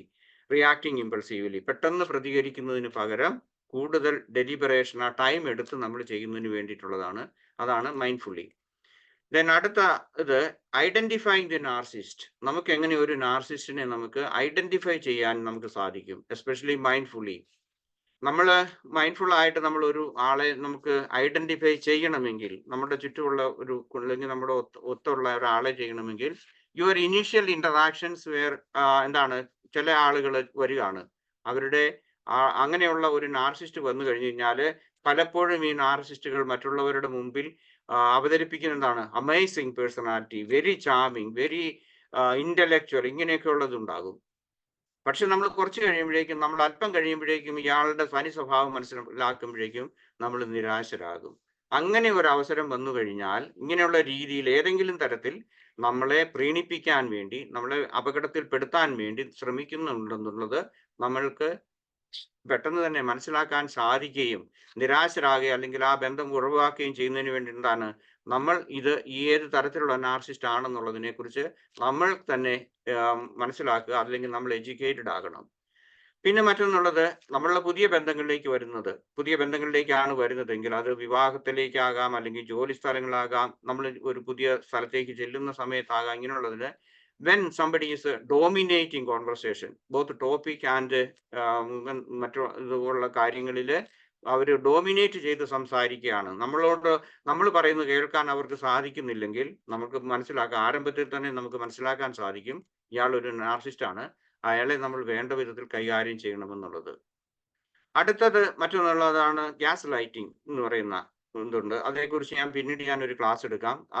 Gas lighting causing you to doubt everything. അപ്പൊ നമ്മളെ ഇങ്ങനെ വേദനിപ്പിക്കുന്ന രീതിയിൽ, അല്ലെങ്കിൽ നമ്മളെ പുട്ടിങ് ആസ് ഡൗൺ, ഇങ്ങനെയുള്ള രീതിയിൽ വരികയും അതുപോലെ തന്നെ നമ്മളുടെ കഴിവുകളിൽ, അല്ലെങ്കിൽ നമ്മളുടെ അഭിപ്രായങ്ങളിൽ, നമ്മളുടെ അറിവുകളിലൊക്കെ നമ്മളെ വേണ്ട വിധത്തിൽ, അല്ലെങ്കിൽ നമ്മളെ തന്നെ സംശയിപ്പിക്കുന്ന രീതിയിലുള്ള പെരുമാറ്റങ്ങളാണെന്ന് ഉണ്ടെന്നുണ്ടെങ്കിൽ നമ്മൾ തീർച്ചയായിട്ടും അവരെ സൂക്ഷിക്കേണ്ടതുണ്ട്. And then you are constantly being controlled by them. എപ്പോഴും അതെ, നമ്മളെ എപ്പോഴും കൺട്രോൾ ചെയ്യുന്നുണ്ട്, നമ്മൾ പറയുന്നത്, നമ്മൾ ചെയ്യുന്നത്, ഇങ്ങനെയുള്ള കാര്യങ്ങളെ കുറിച്ച് ഇവർ കൺട്രോൾ ചെയ്യുന്നുണ്ടെന്നുണ്ടെങ്കിൽ തീർച്ചയായിട്ടും ആ നാർസിസ്റ്റുകളെ നമ്മൾ അടുത്തറിയേണ്ടതുണ്ട്. മറ്റൊന്ന്, you never get an apology. ഏതെങ്കിലും തരത്തിൽ ആരെങ്കിലും ഇതുപോലെയുള്ള നാർസിസ്റ്റുകൾ അവർ ഒരിക്കലും അപ്പോളജി പറയാൻ തയ്യാറല്ല. അവർ തെറ്റ് ചെയ്തിട്ടില്ലെന്നാണ് നമ്മൾ അവരോട് പറയുകയാണ്, നീ അത് സംസാരിച്ചത് അല്ലെങ്കിൽ പെരുമാറിയത് ഇങ്ങനെയുള്ള കാര്യങ്ങൾ അത് തെറ്റാണ് എന്ന് പറഞ്ഞു കഴിഞ്ഞാലും, അല്ലെങ്കിൽ നമുക്ക് നമ്മുടേതായിട്ടുള്ള വികാരങ്ങൾ നമ്മൾ പ്രകടിപ്പിച്ചാൽ പോലും അവരതിന് ഏതെങ്കിലും തരത്തിലുള്ള ഒരു ന്യായീകരണം കണ്ടെത്തും. അവരൊരിക്കലും ഒരു കോംപ്രമൈസിന് തയ്യാറാകുകയില്ല. അതുപോലെ തന്നെ ഒരു സോറി പറയാൻ അവർക്ക് സാധിക്കില്ലാത്തതുണ്ട്. ആൻഡ് ദെൻ ഇപ്പം നമ്മൾ ഏതെങ്കിലും തരത്തിലുള്ള ഒരു നാർസിസ്റ്റുമായിട്ട് നമ്മൾ ബന്ധം നമ്മൾ അവസാനിപ്പിക്കുകയാണ്, മുഴുവനായിട്ടല്ല, കാര്യമായിട്ട് നമ്മൾ ഇനി ഈ കാര്യത്തെക്കുറിച്ച് ഞാൻ ശ്രദ്ധിക്കുന്നില്ല, അല്ലെങ്കിൽ ഇത് ഇയാളുടെ അല്ലെങ്കിൽ അവളുടെ ഇഷ്ടത്തിന് വിട്ടുകളയാം, എനിക്ക് സമാധാനം വേണമെന്നുള്ള ഒരു ഇതിലേക്ക് വരികയാണെന്നുണ്ടെങ്കിൽ അവര് പാനിക്കാകുന്നു. അതുപോലെ തന്നെ അവർ നമ്മളെ വളരെ ആംഗ്രി ആകും. ചിലപ്പോൾ നമ്മളെ അവരെ ഫിസിക്കലായിട്ട് അറ്റാക്ക് ചെയ്തെന്ന് വരും. അതുപോലെ തന്നെ വളരെ ദേഷ്യപ്പെടും. അതുപോലെ തന്നെ ശാരീരികമായിട്ടുള്ള പീഡനങ്ങൾ ഉണ്ടാകാം, മാനസികമായ പീഡനങ്ങൾ ഉണ്ടാകാം, സാമൂഹ്യമായിട്ടുള്ള രീതിയിൽ അവഹേളനങ്ങൾ ഉണ്ടാകും. ഇതൊരിക്കലും അവരെ നമ്മൾ അവരിൽ നിന്ന് മാറുന്നു എന്നുള്ള ഒരു രീതി വന്നു കഴിഞ്ഞാൽ അവിടെയാണ് പലപ്പോഴും കൊലപാതകങ്ങൾ വരെ നടക്കാനുള്ള ചാൻസുകളുണ്ട്. And then they don't like responsibility. അവർ ചെയ്ത ഒരു കാര്യത്തെക്കുറിച്ച് റെസ്പോൺസിബിലിറ്റി എടുക്കാൻ അവരൊരിക്കലും തയ്യാറാകില്ല. അവർ ഒരു തെറ്റ് ചെയ്തെങ്കിൽ ആ തെറ്റിന്റെ ആ ഉത്തരവാദിത്വം ഏറ്റെടുക്കാൻ വേണ്ടിയിട്ട് അവരൊരിക്കലും തയ്യാറല്ല. ദെൻ ലാക്ക് ഓഫ് എമ്പതി. അതുപോലെ തന്നെ അവർക്ക് സ്വാനുഭാവം അല്ലെങ്കിൽ എമ്പതി എന്ന് പറയുന്നതില്ല. അതുപോലെ തന്നെ ഇങ്ങനെയുള്ള ആളുകളുമായിട്ട് നമുക്ക് കൂട്ടത്തിൽ ഒരു ടീം വർക്കിന് നമുക്ക് സാധിക്കാതെ വരും. ഇങ്ങനെയുള്ള ആളുകളെ നമ്മളത് മനസ്സിലാക്കണം. നമുക്കറിയാം, നിങ്ങൾ ഏതെങ്കിലും തരത്തിലുള്ള ജോലി സ്ഥലത്ത് അല്ലെങ്കിൽ ഇപ്പം അയൽവക്കങ്ങളിലായിരിക്കും, നിങ്ങൾ ചിലപ്പോൾ ഒരുപക്ഷെ കൂടി ഓണാഘോഷ പരിപാടി നടത്തണമെന്നുണ്ടെന്ന് വിചാരിക്കുക, ഓണം വരികയാണ്. അപ്പം ഒരു ടീമിൽ ഇരുന്ന് നമ്മൾ സംസാരിക്കുന്ന സമയത്ത് ഇവരിങ്ങനെ ചില നാർസിസ്റ്റുകൾ സംസാരിച്ചു കഴിഞ്ഞാൽ നമുക്കത് മനസ്സിലാകും. അപ്പൊ ഇവർക്ക് ഒരു കാര്യം കൂടി ആലോചിച്ച് എല്ലാവർക്കും സാധിക്കുന്ന രീതിയിൽ, അല്ലെങ്കിൽ എല്ലാവർക്കും അനുയോജ്യമായ രീതിയിലുള്ള ഒരു തീരുമാനത്തിലേക്ക് പോകുന്നതിന് ഒരു സാഹചര്യത്തിലും സാധിക്കാതെ വരുന്നു.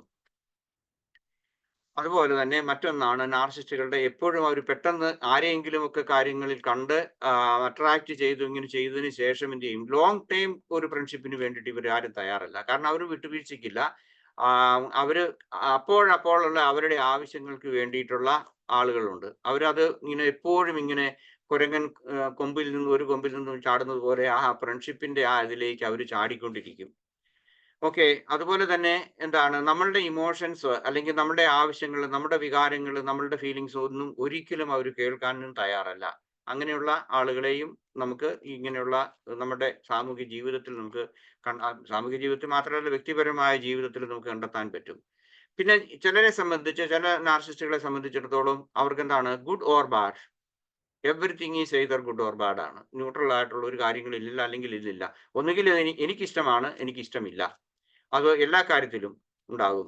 അതുപോലെ തന്നെ മറ്റൊന്ന് കാണിക്കുന്നത് ഇവർ പ്രൊജക്റ്റിംഗ്, അവരിലുള്ള നെഗറ്റിവിറ്റി നമ്മളിലേക്ക് അവർ പ്രൊജക്റ്റ് ചെയ്തുകൊണ്ടിരിക്കും. അതുപോലെ തന്നെ നമ്മൾ മോശക്കാരാണെന്ന് വരും, അല്ലെങ്കിൽ നമ്മൾ എന്തെങ്കിലും അവരോട് പറയുകയാണ്, കാര്യമായിട്ട് റീസണബിൾ ആയിട്ടുള്ള ഒരു കാര്യം പറഞ്ഞാൽ തന്നെ അവർ പറയും നമ്മൾ പെസിമിസ്റ്റ് ആണ്, അല്ലെങ്കിൽ നമുക്ക് കഴിവില്ല, നമ്മൾ ഇന്റലക്ച്വൽ ആയിട്ട് കഴിവില്ല, അല്ലെങ്കിൽ നമ്മൾ റീസണബിൾ ആയിട്ട് ചിന്തിക്കുന്നില്ല, അല്ലെങ്കിൽ നമ്മളുടെ കഴിഞ്ഞ തീരുമാനങ്ങൾ തെറ്റാണ്. ഇങ്ങനെയുള്ള രീതിയിലേക്ക് അവർ നമ്മളെ കോർണർ ചെയ്യുന്നതിന് വേണ്ടിയിട്ട് ശ്രമിച്ചുകൊണ്ടിരിക്കും. Then cultivate non-judgmental. ഓക്കെ, നമ്മൾ അടുത്ത subject is there a narcissist in your life. നിങ്ങളുടെ ജീവിതത്തിൽ ഒരു നാർസിസ്റ്റ് ഉണ്ടോ എന്നുള്ളതാണ് അടുത്ത ടോപ്പിക് എന്ന് പറയുന്നത്. അങ്ങനെയാണെന്നുണ്ടെങ്കിൽ നമ്മൾ ഒരു അനുദിന ജീവിതത്തിൽ നമുക്ക് ഇങ്ങനെയുള്ള ഒരു നാർസിസ്റ്റുമായിട്ടുള്ള ബന്ധപ്പെടേണ്ട എന്താണ് സോ കോൾഡ് ഗതികേട് നമുക്ക് ഉണ്ടായിട്ടുണ്ടെങ്കിൽ, അങ്ങനെയുള്ള ഒരു സാഹചര്യത്തിലാണെന്നുണ്ടെങ്കിൽ നമുക്ക് മൈൻഡ്ഫുൾ ആയിട്ട് ചെയ്യാവുന്ന ഒരു കാര്യമാണ് cultivate a non judgmental awareness.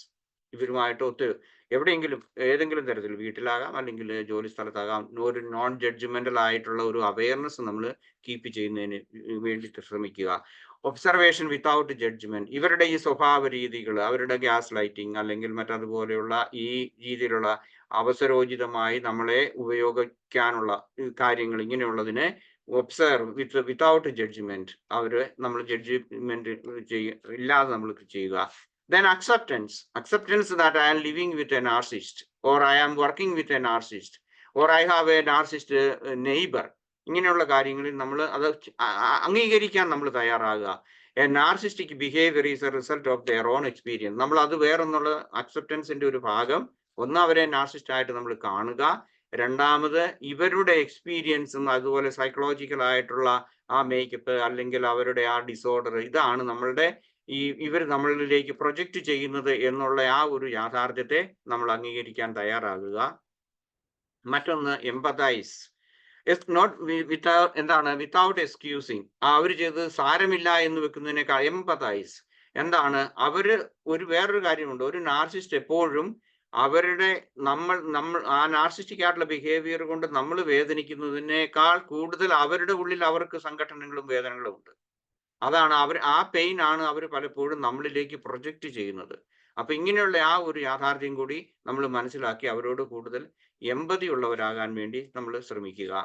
Maintain എന്താണ് യുവർ ബൗണ്ടറി. നമുക്ക് ഉള്ള ഒരു അതിര് നമ്മൾ അത് കീപ്പ് ചെയ്യാൻ വേണ്ടി നോക്കുക. അതുപോലെ തന്നെ നമ്മളുടെ ആ വളരെ പേഴ്സണൽ ആയിട്ട് നമ്മളുടെ ആ ഐഡന്റിറ്റി അല്ലെങ്കിൽ ഒരു എക്സിസ്റ്റൻസ് എന്താണ് നമ്മളുടെ ആ എക്സിസ്റ്റൻസിൽ അല്ലെങ്കിൽ നമ്മൾ ജീവിക്കുന്ന സാഹചര്യത്തിൽ നമ്മൾക്കൊരു ഇടമുണ്ട്, നമുക്കൊരു സ്പേസ് ഉണ്ട്. ആ സ്പേസിനെ തൻ്റെ ഇടത്തോടു കൂടി ഡിഫൈൻ ചെയ്യാൻ വേണ്ടി, പ്രൊട്ടക്ട് ചെയ്യാൻ വേണ്ടി അതിനു വേണ്ടിയിട്ടുള്ള ഇതുണ്ടാകണം. ചിലപ്പോഴും എപ്പോഴും തന്നെ നമ്മളെ അവർ അബ്യൂസ് ചെയ്യുന്നുണ്ടായിരിക്കും. പക്ഷേ നമ്മൾ ആ അബ്യൂസിനെയും നമ്മൾ ഓവർകം ചെയ്യുന്നതിന് വേണ്ടിയിട്ട്, പ്രത്യേകിച്ച് നമുക്ക് മൈൻഡ്ഫുൾനെസ് ഉണ്ടെങ്കിൽ, മൈൻഡ്ഫുൾനെസ് പ്രാക്ടീസ് ചെയ്യുന്നവർക്കും എമ്പതിയോടുകൂടി അതിനെ കാണാൻ നമുക്ക് സാധിച്ചു കഴിഞ്ഞാൽ നമുക്ക് ഇത് സാധിക്കും. Okay. Maintain a presence. Mindful ആയിട്ട് നമുക്കൊരു പ്രസൻസ് നമുക്ക് കീപ്പ് ചെയ്യാൻ സാധിക്കും. നമ്മളുടെ ഇന്ററാക്ഷൻസ് ഒരു നാർസിസ്റ്റുമായിട്ടുള്ള ഇതിലേക്ക് നമ്മൾ വരുന്ന സമയത്താണെങ്കിൽ, ഇപ്പം നമ്മൾ ഇപ്പം സ്ത്രീകൾ ഉദാഹരണമായിട്ട് ഞാൻ പറയുന്നേ ഉള്ളൂ, അല്ലെങ്കിൽ പുരുഷന്മാർക്കും ആകാം. നമ്മുടെ വീട്ടിലാണ് നാർസിസ്റ്റുകൾ ഉണ്ടെങ്കിൽ നമ്മൾ എപ്പോഴും നമ്മളുടെ അവരുമായിട്ട് സംസാരിക്കുമ്പോൾ, ഏതെങ്കിലും കാര്യം ഡിസ്കസ് ചെയ്യുമ്പോൾ നമ്മൾ അവരെ പെട്ടെന്ന് ഗ്രൗണ്ടിങ് ആയിട്ടുള്ള നമ്മളുടെ അല്പം ബ്രീത്തിങ് എക്സസൈസ് ഒക്കെ ചെയ്ത് കുറച്ചുകൂടി നമ്മളുടെ മാനസികവും ശാരീരികവും വൈകാരികവുമായിട്ടുള്ള ആ പ്രസൻസ് ഓഫ് മൈൻഡ് നമ്മൾ കീപ്പ് ചെയ്തുകൊണ്ട് ഇങ്ങനെയുള്ളവരോട് ഇടപെടുന്നതാണ് ഏറ്റവും നല്ലത്. അതുപോലെ തന്നെ ഒരു ഇമോഷണൽ ഡിറ്റാച്ച്മെന്റ് നമ്മൾ കീപ്പ് ചെയ്യണം. വൈകാരികമായിട്ട് ഇവരിൽ നിന്ന് observe their behaviour and your reactions without getting emotional. നമ്മൾ ഒട്ടും തന്നെ ഇമോഷൻസ് ഇവരിലേക്ക് ഇൻവെസ്റ്റ് ചെയ്യാതിരിക്കുക. എല്ലാത്തിനും നമ്മൾ വൈകാരികമായി പ്രതികരിക്കാതിരിക്കാൻ നമ്മൾ മൈൻഡ്ഫുൾനെസ് വഴി നമ്മൾ പഠിക്കണം. അത് തന്നെ ഒരു വലിയൊരു എക്സസൈസ് ആണ്. അതുപോലെ തന്നെ ഇവർ ഈ പറയുന്ന അവരുടെ വൈകാരികമായിട്ട് നമ്മളോടുള്ള പെരുമാറ്റങ്ങളിൽ എപ്പോഴും നമ്മളും അതേ രീതിയിൽ ഉരുളയ്ക്ക് ഉപ്പേരി കൊടുക്കാതിരിക്കാൻ വേണ്ടിയിട്ട് നമ്മൾ പരിശ്രമിക്കുക. അതിന് വേണ്ടിയിട്ടുള്ള ആ ശക്തി അല്ലെങ്കിൽ അതിനുള്ള ഒരു ഇത് നമ്മൾ തന്നെ ബിൽഡപ്പ് ചെയ്യേണ്ടിയിരിക്കുന്നു. Okay, then choose your battles wisely. നമ്മളൊരു യുദ്ധത്തിന് വേണ്ടിയിട്ട് തയ്യാറെടുക്കുകയല്ല. നമ്മൾക്ക് ഇങ്ങനെയുള്ള ഒരു സിറ്റുവേഷൻ ഒരു നാർസിസ്റ്റുമായിട്ട് ഏതെങ്കിലും തരത്തിൽ ഇടപെടേണ്ടി വരികയാണെന്നുണ്ടെങ്കിൽ ഒരു യുദ്ധം എന്നതിനേക്കാൾ അല്ലെങ്കിൽ അത് നമ്മൾ വയസ്സായിട്ട് നമ്മൾ അതിനെ കൈകാര്യം ചെയ്യാൻ, ആ വ്യക്തിയെ കൈകാര്യം ചെയ്യാൻ പഠിക്കുക. Then lower your expectations.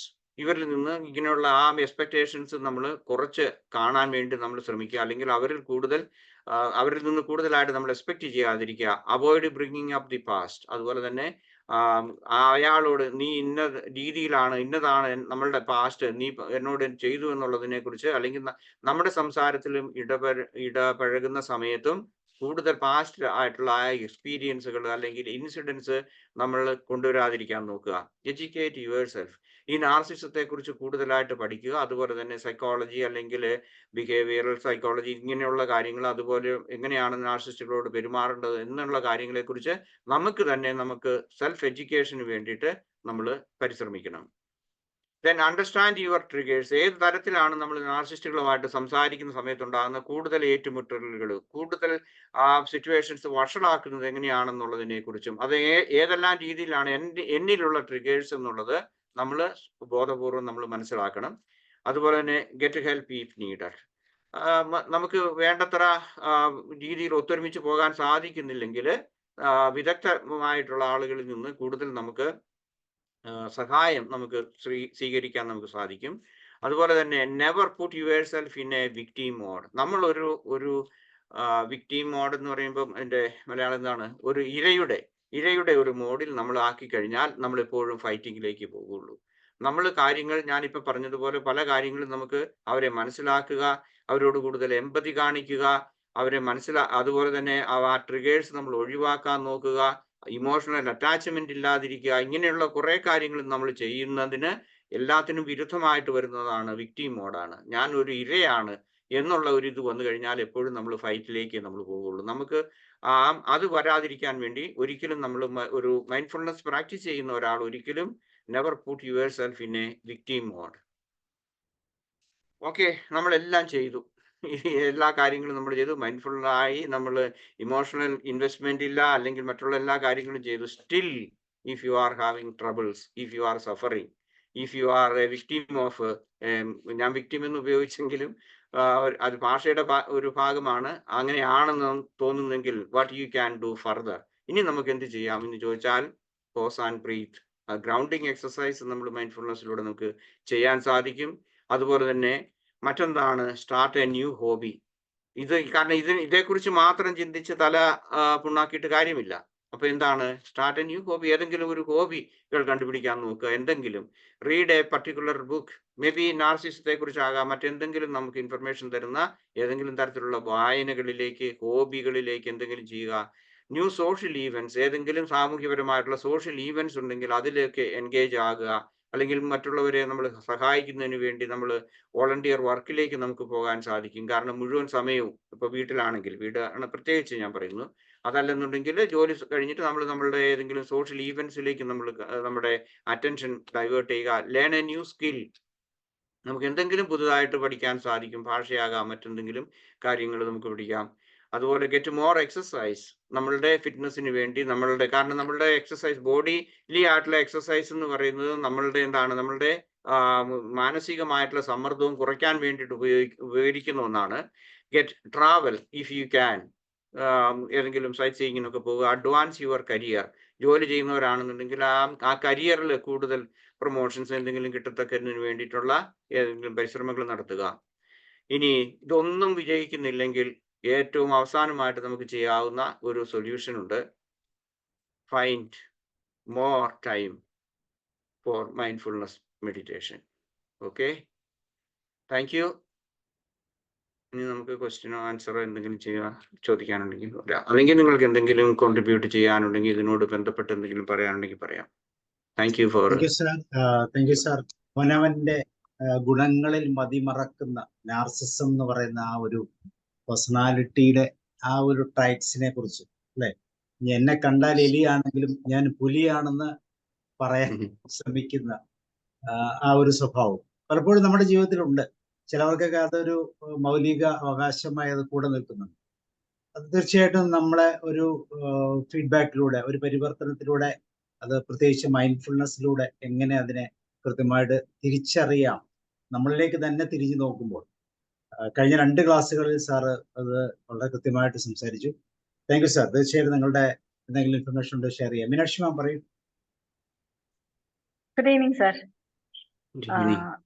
ഇന്നത്തെ നിങ്ങളുടെ ആ ക്ലാസിഫിക്കേഷൻ എനിക്ക് നല്ല ഇഷ്ടപ്പെട്ടു. കാരണം അതിൽ ഒരുപാട് ഓരോ സെക്ഷനിലും നിങ്ങൾ പറഞ്ഞ ഓരോരുത്തരുടെ ട്രേറ്റ്സും ബാക്കിയുള്ളതും that was very very impressive. എനിക്കൊരു ക്വസ്റ്റ്യൻ അതിൽ ചോദിക്കാനുള്ള എന്താന്ന് വെച്ചാൽ, അതിൽ ഓരോന്നിലും പറഞ്ഞ ചിലതൊക്കെ വേറൊന്നിലെയും കൂടി അങ്ങനെ വന്നൂടെ ആൾക്കാർക്ക്? അതാണ് നമ്മള് ഈ സോറി കണ്ടിന്യൂ പ്ലീസ് കണ്ടിന്യൂ. അതിനുള്ളൊരു സാധ്യത ഇല്ലേ എന്ന് ചോദിക്കുക. കാരണം എന്താന്ന് വെച്ചാൽ, ഒരു നിങ്ങൾ കാറ്റഗറൈസ് ചെയ്ത മാതിരി ആ ഒന്നിൽ തന്നെ ഉള്ളതല്ലാതെ ബാക്കി വേറെ കുറേന്നും കൂടി വന്നിട്ട് ഒരാളില് അങ്ങനെ ഉണ്ടാവാനുള്ള ചാൻസ് ഇല്ലേ? തീർച്ചയായിട്ടും ഉണ്ട്. അങ്ങനെയാണല്ലോ നമ്മൾ ഇതിനെക്കുറിച്ചുള്ള ഒരു ഡയഗ്നോസിസ് നടത്തുമ്പോൾ ഞാൻ പറഞ്ഞല്ലോ 55% കൂടുതൽ ഇത് കമ്പൈൻഡ് ആയിട്ടായിരിക്കും വരുന്നത് പല ഈ NPD എന്ന് പറയുന്നത്. അപ്പൊ അത് ഒരു കൃത്യം ഒരാൾക്ക് ഒരാളെന്നില്ല, അത് തീർച്ചയായിട്ടും കമ്പൈൻഡ് ആണ്, പലത് വരും. അങ്ങനെയുള്ള അവരെക്കുറിച്ച് ഇങ്ങനെ ഒരു സ്റ്റഡി അല്ലെങ്കിൽ ഡയഗ്നോസിസ് നടത്തി കഴിയുമ്പോഴേക്കും അതിൽ 55% ഇതിങ്ങനെ മിക്സ്ഡ് ആയിട്ടുള്ള കാര്യങ്ങൾ വരുമ്പോഴേക്കും അങ്ങനെയുള്ളവരെയാണ് NPDയിലേക്ക് വരുന്നത്. തീർച്ചയായിട്ടും ഇങ്ങനെ ഒരു കൃത്യമായിട്ടൊരു രീതി മനുഷ്യർക്കില്ല. കാരണം പലതരത്തിലുള്ള ഡിസോർഡർ അല്ലെങ്കിൽ പലതരത്തിലുള്ള ഈ കാറ്റഗറിയിൽ കുറെ അംശങ്ങൾ അങ്ങോട്ടും ഇങ്ങോട്ടും ഒക്കെ ബന്ധപ്പെട്ടിരിക്കും. അങ്ങനെ അവരാണ് ശരിക്കും ഒരു നാർസിസ്റ്റ് ആയിട്ട് നമ്മൾ പറയുന്നത്. പിന്നെ വേറൊരു കാര്യം, ഇവര് ഈ നാർസിസ്റ്റിക് ബിഹേവിയർ ഒരു സ്ഥലത്ത് മാത്രം കാണിക്കാനുള്ള സാധ്യതയില്ലേ? അതായത് വീട്ടിൽ മാത്രം അവരങ്ങനെ ബിഹേവ് ചെയ്യുക, പക്ഷെ പുറത്തൊക്കെ പോയി കഴിഞ്ഞാൽ അവര് നോർമലായിട്ട് ബിഹേവ് ചെയ്യുക, അല്ലെങ്കിൽ അങ്ങനെ. അതല്ലെങ്കിൽ പുറത്ത് അവര് നാർസിസ്റ്റ് ആയിരിക്കും, ചിലപ്പോൾ വീട്ടില്. അങ്ങനെയുള്ള സാധ്യതയുണ്ടോ? തീർച്ചയായിട്ടും ഉണ്ട്. അതാണ് ഞാൻ പറഞ്ഞ അതുകൊണ്ട് പല ആളുകളെ കുറിച്ച് നമ്മൾ പറയാറുണ്ട്, ഈ വീട്ടിൽ മോശമായിട്ട് പെരുമാറുന്ന ആളുകൾ പുറത്ത് വളരെ അല്ലെങ്കിൽ മറ്റു ഫ്രണ്ട്സിൻ്റെ ഒക്കെ അടുത്ത് അവർക്ക് വേറൊരു മുഖമാണ്, അവർ പ്ലീസ് ചെയ്തുകൊണ്ടിരിക്കും. അപ്പം നമ്മൾ പലപ്പോഴും പറയും ഇയാൾ ഇങ്ങനെ വീട്ടിൽ ഇങ്ങനെയാണ് പെരുമാറുന്നതെന്ന് പറയുമ്പോഴേക്കും അവർ no no no he or she is not like that. കാരണം മറ്റുള്ള ആളുകൾക്ക് കിട്ടിയിരിക്കുന്ന ഒരു ഇംപ്രഷൻ വളരെ മോശമാണ്, വ്യത്യസ്തമാണ്. അതുപോലെ തന്നെ ജോലി സ്ഥലത്തായിരിക്കും ചില ഇതുണ്ട്. എനിക്ക് ഈ വെസ്റ്റേൺ കൺട്രീസിൽ എനിക്കറിയാം, ഞാൻ ജോലി ചെയ്യുന്ന ഞങ്ങളുടെ ഓഫീസുകളിലൊക്കെ ചില സ്ത്രീകൾ അല്ലെങ്കിൽ പുരുഷന്മാരും ഉണ്ട്. അവരിങ്ങനെ വന്നിട്ട് വളരെ പ്രത്യേകിച്ച് ഞാൻ കൂടുതലും കണ്ടിരിക്കുന്ന സ്ത്രീകളാണ്. അവരുടെ ഫാമിലി പ്രോബ്ലംസ്, ഒന്നെങ്കിൽ അവർ ഡൈവോഴ്സ് ചെയ്തു അല്ലെങ്കിൽ ഫാമിലിയിൽ കണ്ടിന്യൂസ് ആയിട്ട് പ്രോബ്ലം വന്നു കഴിയുമ്പോഴേക്കും ചില സ്ത്രീകൾ ഞാൻ സ്ത്രീ എന്ന് പറയുന്നത് കൊണ്ട് നിങ്ങൾ തെറ്റിദ്ധരിക്കരുത്, പുരുഷന്മാർക്കും ഉണ്ട് ഞാൻ പറഞ്ഞു. പക്ഷേ സ്ത്രീകളിലാണ് കൂടുതൽ ഈ പെർസെൻറ്റേജ് ഞാൻ കണ്ടിരിക്കുന്നത്. അവർ ഓഫീസിൽ വന്നിട്ട് ഒത്തിരി പ്രശ്നം ഉണ്ടാക്കും മറ്റുള്ളവരോടെല്ലാം. അപ്പൊ ഞങ്ങൾ ചിലപ്പോൾ ചില സമയത്ത് ഇങ്ങനെയുള്ള ഇതുണ്ടാകുമ്പോഴേക്കും കൂടുതലായിട്ട് കാണുമ്പോഴേക്കും ഞങ്ങൾ പറയും okay she has A problem or he has A problem. അതിവിടെ കോമൺ ആണ് നമ്മുടെ നാട്ടിലേക്കാളും കൂടുതൽ. അപ്പൊ അവർ ചിലപ്പോൾ വീട്ടിലായിരിക്കും, അല്ലെങ്കിൽ വഴിയിലായിരിക്കും, അല്ലെങ്കിൽ വേറെ എവിടെയെങ്കിലും ഇവരുടെ ആ ഫ്രസ്ട്രേഷൻസും അതുപോലെ ഈ നാർസിസ്റ്റിക് ആയിട്ടുള്ള ടെൻഡൻസികളും അവർ എവിടെയെങ്കിലും ഒക്കെ കാണിക്കും. അതാണ് ഞാൻ പറഞ്ഞത്, ചിലര് ഓവേർട്ട് ആൻഡ് കവേർട്ട് ആയിട്ടുള്ള നാർസിസ്റ്റുകളുണ്ട്. അപ്പം ഓവേർട്ട് ആയിട്ടുള്ള ആളുകൾ എന്ത് ചെയ്യും, പുറമേ അത് കാണിക്കും. പക്ഷെ കവേർട്ട് ആയിട്ടുള്ള ആളുകൾ അത് എല്ലാം ഒന്നും കാണിക്കില്ല. അത് വേണ്ട സ്ഥലത്ത് അവർക്ക് സേഫ് ആണെന്ന് തോന്നുന്നിടത്തേ അവർ കാണിക്കും. ഓക്കെ. ഇനി ഒരു കാര്യം കൂടി, നിങ്ങളുടെ ഈ വീഡിയോസ് എല്ലാം ഞാൻ ഈ പറയുന്നത് പോലെയുള്ള ഒരാൾക്ക് അയച്ചു കൊടുത്തിരുന്നു. അപ്പോ സത്യം പറഞ്ഞാൽ അയാൾക്ക് അതിനെ പറ്റി നല്ലൊരു അവയർനെസ് കിട്ടി എന്നുള്ളൊരു വലിയൊരു ഹെൽപ്പ് അതിനെ കൊണ്ട് ഉണ്ടായി. പിന്നെ അതിന്റെ കൂടെ അയാൾക്ക് കുറച്ച് CA നമ്മൾ അവരുടെ സ്ക്രിപ്റ്റ് എടുത്തിട്ട് നമ്മൾ ചെയ്യുന്ന കുറച്ച് കാര്യങ്ങളുണ്ടല്ലോ, അപ്പൊ അതിൽ ഈ നാർസിസ്റ്റിക് ബിഹേവിയർ അയാള് ഗെയിംസിൽ ഭയങ്കരമായിട്ട് യൂസ് ചെയ്യുന്നുണ്ട് എന്നുള്ളത് ബോധ്യപ്പെടുത്തി കഴിഞ്ഞപ്പോഴത്തേക്കും അയാൾക്ക് ഇപ്പൊ നല്ലൊരു അവയർനെസ് ആണ്.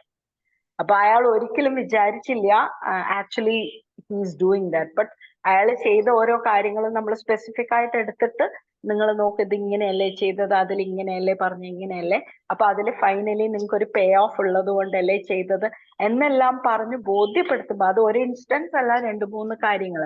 But now he's very convinced that actually he does have A problem.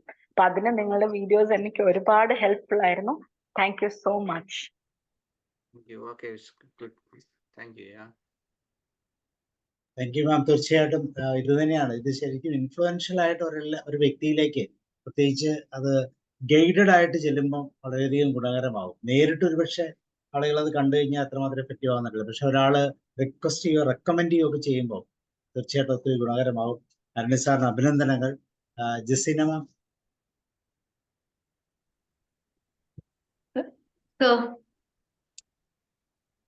സാറിന്റെ ഈ അവയർനെസ് സെഷൻ വളരെ നന്നായിരുന്നു. നാർസിസിസ്റ്റിക് പേഴ്സണാലിറ്റി ഡിസോർഡർ, ഇപ്പൊ ഇതിലെ ടൈപ്സും എല്ലാം വളരെ കൃത്യമായിട്ട് തന്നെയാണ് പറഞ്ഞത്. Thank you so much for that, for conducting this wonderful session and giving this wonderful session.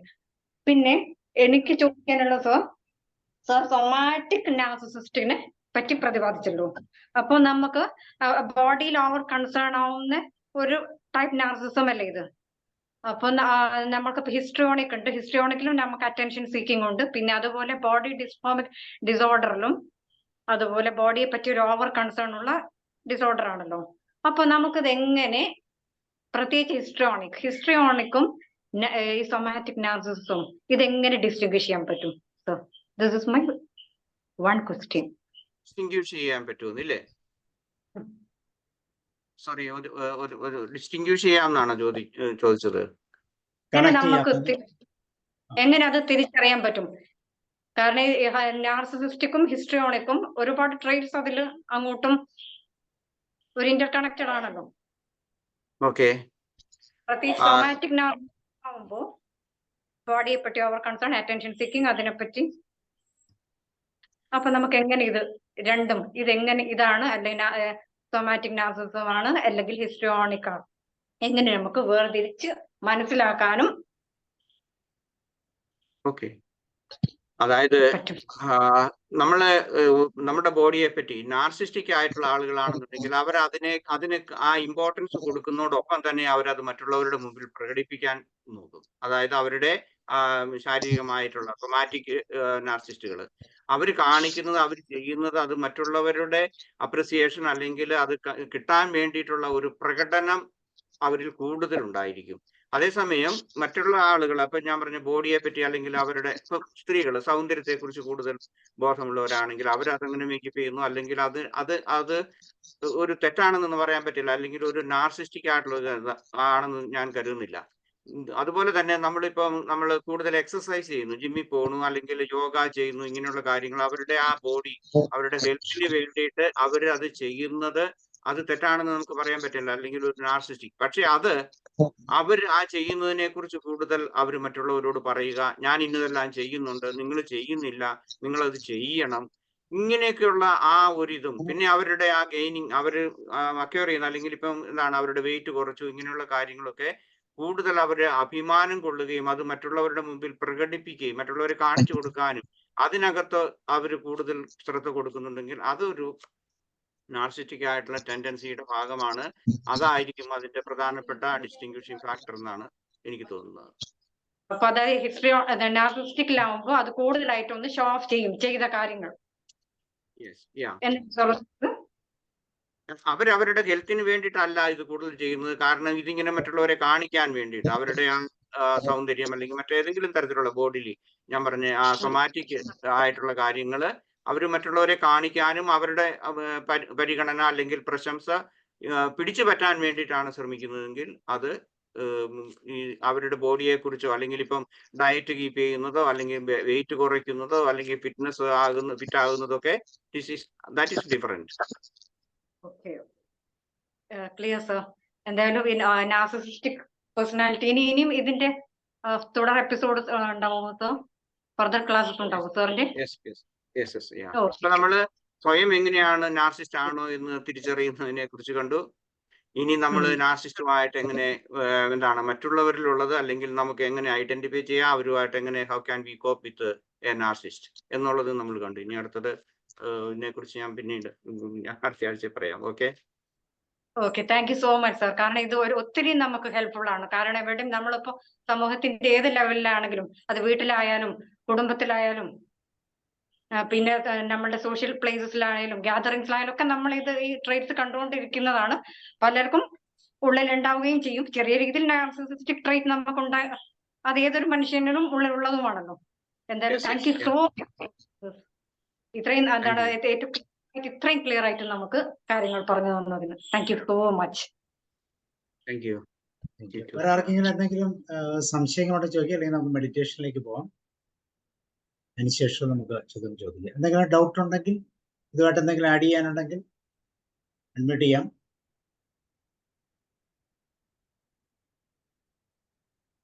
അല്ലെങ്കിൽ മെഡിറ്റേഷൻ.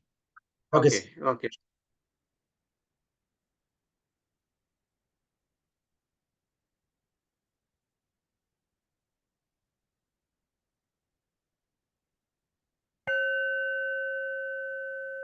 സാറേ. Okay, sir. Okay, so we start now. Yeah.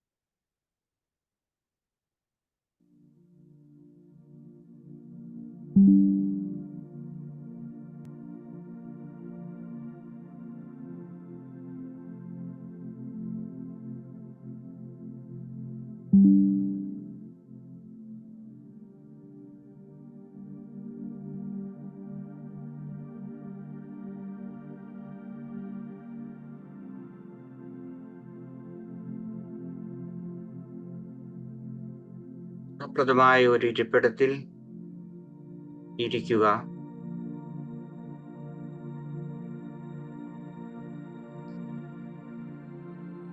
ധ്യാനത്തിന് തൊട്ടുമുമ്പായുള്ള ഒരുക്കങ്ങളുടെ ഭാഗമായി നിങ്ങളുടെ പൊസിഷൻ ഏതെങ്കിലും തരത്തിൽ അഡ്ജസ്റ്റ് ചെയ്യണമെങ്കിൽ അത് നിങ്ങൾക്ക് ചെയ്യാം. നിങ്ങളുടെ വസ്ത്രങ്ങൾ അതുപോലെ തന്നെ ആ ഇരിപ്പെല്ലാം കൂടുതൽ വിശ്രമത്തിന് പാകമായ രീതിയിലാക്കുക. നിങ്ങൾ കണ്ണട ധരിക്കുന്നവരാണെങ്കിൽ അത് വേണമെങ്കിൽ മാറ്റിവെക്കാം. അതുപോലെ നിങ്ങളുടെ ശ്വാസോച്ഛ്വാസം മൂക്കിലൂടെ മാത്രമായിരിക്കുവാൻ ശ്രദ്ധിക്കുക.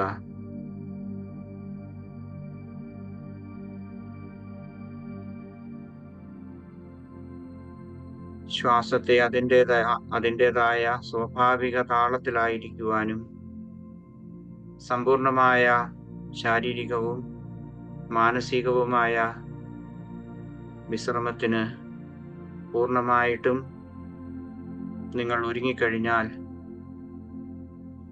നിങ്ങളുടെ കണ്ണുകൾ നിങ്ങൾക്ക് സാവധാനം അടയ്ക്കാം.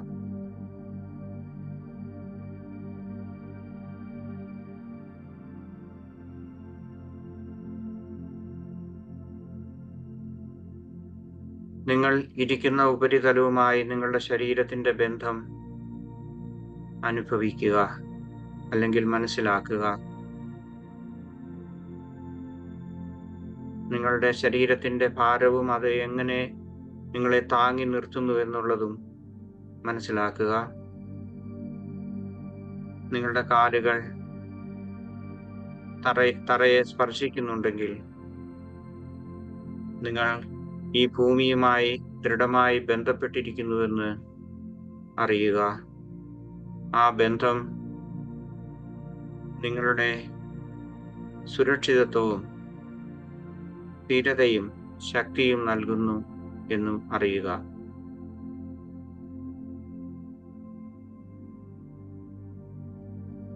നിങ്ങൾ ഇരിക്കുന്ന ഈ മുറി നിങ്ങൾ പൂർണ്ണമായും സുരക്ഷിതരാണെന്ന് നിങ്ങളുടെ മനസ്സിൽ നിങ്ങൾ ഉറപ്പുവരുത്തുക.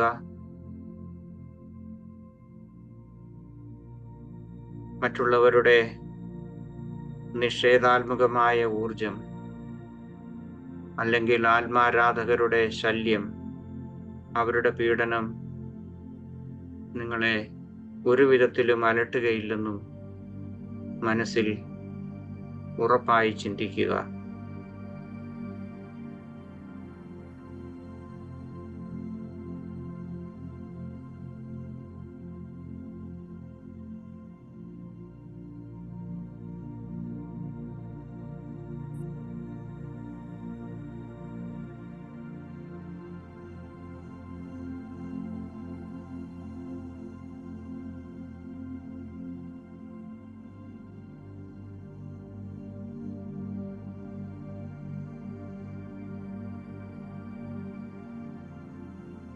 ആത്മാരാധകരെ അറിയാനും അവരുമായി സഹകരിച്ച് ഒത്തൊരുമിച്ച് ശാന്തമായി ജീവിക്കുവാനും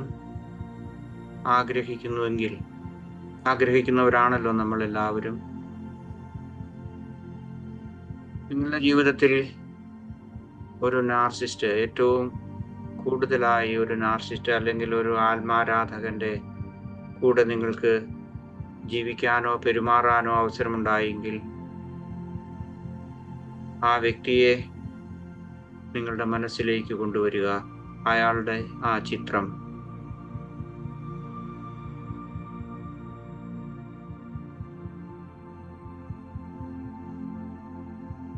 വൈകാരികമായ മുൻവിധികളോ അതുപോലെ തന്നെ അവരോട് കൂടുതൽ അടുപ്പമോ അകൽച്ചയോ ഇല്ലാതെ നിങ്ങളെ സ്വാധീനിച്ച അവരുടെ പെരുമാറ്റങ്ങളും പ്രവർത്തനങ്ങളും ഒരു നിരീക്ഷകന്റെ മനോഭാവത്തോടുകൂടി കാണുക. അവരോട് നിങ്ങൾ ഒരിക്കലും ഒരു മുൻവിധി ഇല്ലാതെ അവരെ നിങ്ങളുടെ മുൻപിൽ നിർത്തുക.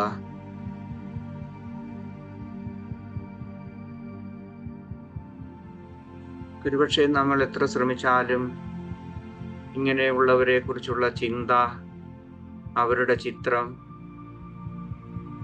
അവരെ കുറിച്ചുള്ള ഓർമ്മ, ചിലപ്പോൾ അവർ മരിച്ചു പോയവരായിരിക്കാം, ഇങ്ങനെ അല്ലെങ്കിൽ അതുപോലെയുള്ള അവരെ കുറിച്ചുള്ള ഓർമ്മ,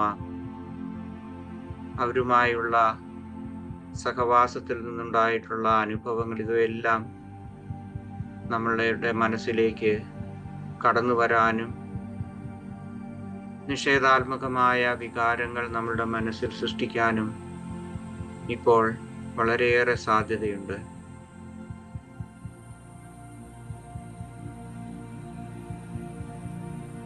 ഈ സമയത്ത്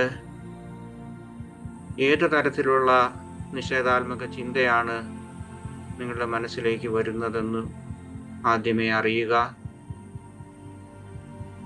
മാനസികമായിട്ടുള്ള ആ സംവേദനങ്ങൾ അല്ലെങ്കിൽ അനുഭൂതികൾ അതെന്താണെന്ന് ആദ്യമേ ഒന്ന് നിരീക്ഷിക്കുക.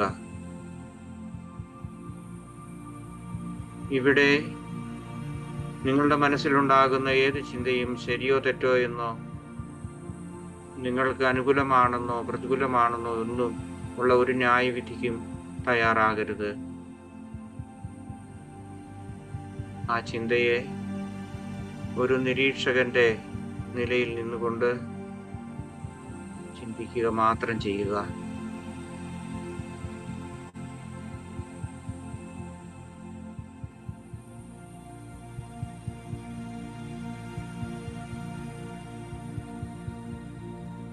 അടുത്തത് നിഷേധാത്മകമായ ചിന്തകൾ ഏതെങ്കിലും തരത്തിൽ നിങ്ങളുടെ ശരീരത്തിൽ എവിടെയെങ്കിലും പ്രകടമാകുന്നുണ്ടോ എന്ന് കൂടി നിരീക്ഷിക്കുക.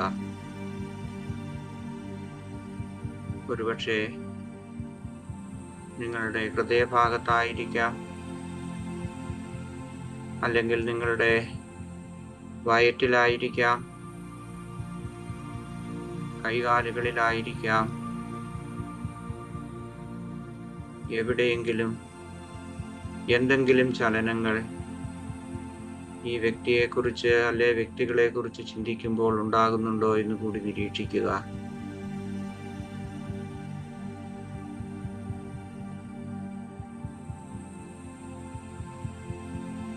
ശരീരത്തിൽ എവിടെയെങ്കിലും പ്രകടമായ ശാരീരികമായിട്ടുള്ള അനുഭൂതി, വേദനയാകാം, പിരിമുറുക്കങ്ങളാകാം ഉണ്ടാകുന്നെങ്കിൽ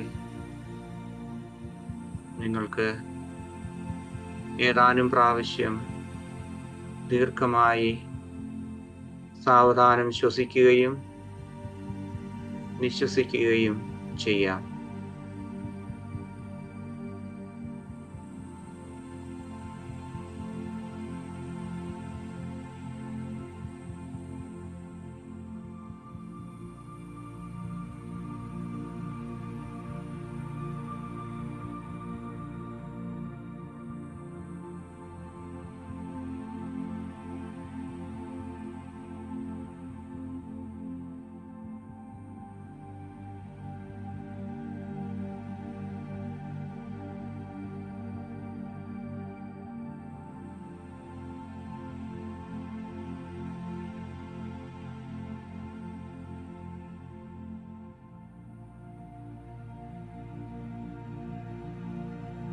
അടുത്തത് അനുകമ്പയുള്ള ഒരു അവബോധം നമ്മളുടെ മനസ്സിൽ സൃഷ്ടിക്കുക എന്നുള്ളതാണ്.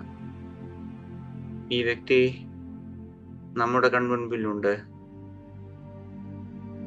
ഓരോ ശ്വാസത്തിലും ആ വ്യക്തിയോടുള്ള അനുകമ്പയുടെ വികാരങ്ങൾ അയക്കുക. അവരുടെ പ്രവൃത്തികൾ വേദനയുണ്ടാക്കിയെങ്കിലും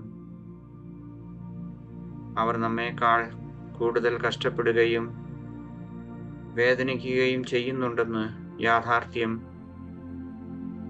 നമുക്ക് അംഗീകരിക്കാം.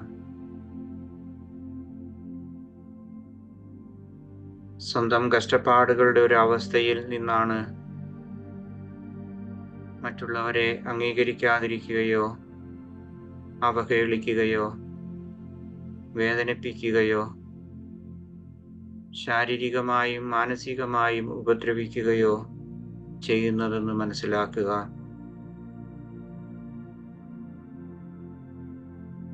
ഈ വ്യക്തിയുമായി ബന്ധപ്പെട്ട നിങ്ങളുടെ സ്വന്തം വികാരങ്ങളും അനുഭവങ്ങളും കുറയ്ക്കാതെ തന്നെ അവരെ അംഗീകരിക്കുക.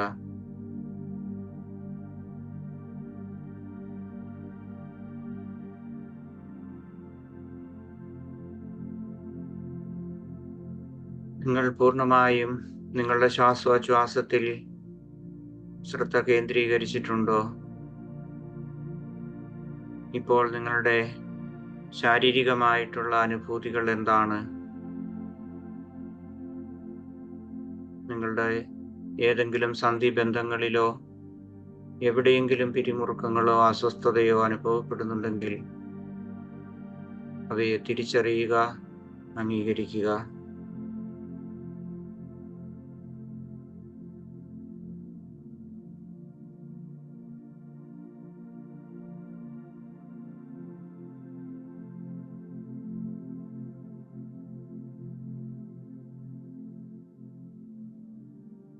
ആരാധകരായ ഒരു വ്യക്തി അല്ലെങ്കിൽ വ്യക്തികൾ ഇക്കാലം എത്രയും നിങ്ങളോട് ചെയ്ത നിരവധിയായ തെറ്റുകൾ അവരോട് നിരുപാധികമായി ക്ഷമിക്കുന്നുവെന്ന് നിങ്ങളുടെ മനസ്സിൽ ആവർത്തിച്ച് ഉരുവിടുക. അവർ ജീവിച്ചിരിക്കുന്നവരോ മരിച്ചവരോ ആകാം. അവർ നമ്മുടെ ക്ഷമ അർഹിക്കുന്നില്ലെങ്കിലും നമ്മളുടെ മാനസികവും ശാരീരികവുമായ സുസ്ഥിതിക്ക് അത് ആവശ്യമാണ്. അതുകൊണ്ട് സമ്പൂർണമായ നിരുപാധികമായ ക്ഷമ അവർക്ക് നൽകുക.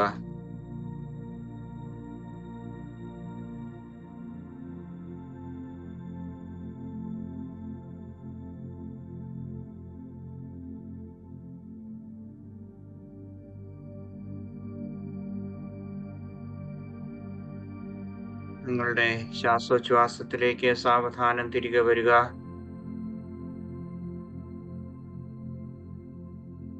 നിങ്ങൾ ഇപ്പോഴും എല്ലായ്പ്പോഴും ശാരീരികമായും മാനസികമായും വൈകാരികമായും സുരക്ഷിതരാണെന്ന് ഒരു അവബോധം നിങ്ങളിൽ തന്നെ ആവർത്തിച്ച് സ്ഥിരീകരിക്കുക.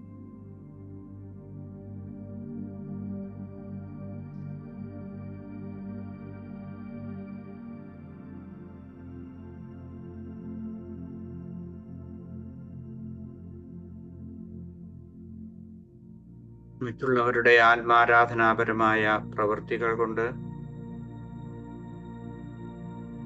നിങ്ങളിൽ രൂപപ്പെട്ട നിഷേധാത്മകതയും നിങ്ങൾ അനുഭവിച്ച വേദനയും അറിയുകയും അംഗീകരിക്കുകയും ചെയ്യുക.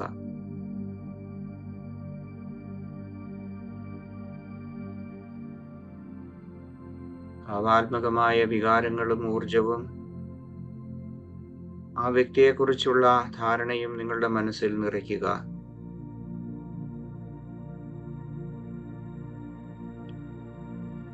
ആരോഗ്യപരമായ അതിരുകൾ സ്ഥാപിക്കുകയും നിങ്ങളുടെ വൈകാരികമായ ക്ഷേമം സംരക്ഷിക്കുന്നതിനുള്ള നിങ്ങളുടെ അവകാശം ഇപ്പോൾ സ്ഥിരീകരിക്കുക.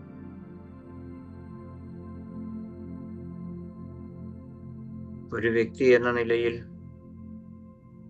നമുക്ക് ഓരോരുത്തർക്കും നമ്മുടെ അസ്തിത്വത്തിന്റെ ഒരിടമുണ്ട്.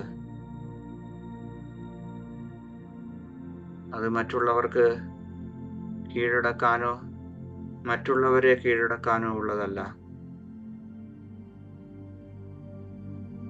ഓരോരുത്തർക്കുമുള്ള തൻ്റെതായ ഇടം കണ്ടെത്താനും കാത്തു സൂക്ഷിക്കാനും കഴിയണം.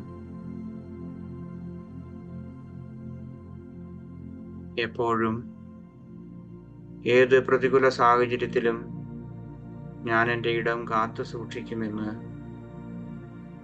നിങ്ങൾക്ക് നിങ്ങളുടെ ഉള്ളിൽ ആവർത്തിച്ചു പറയാം.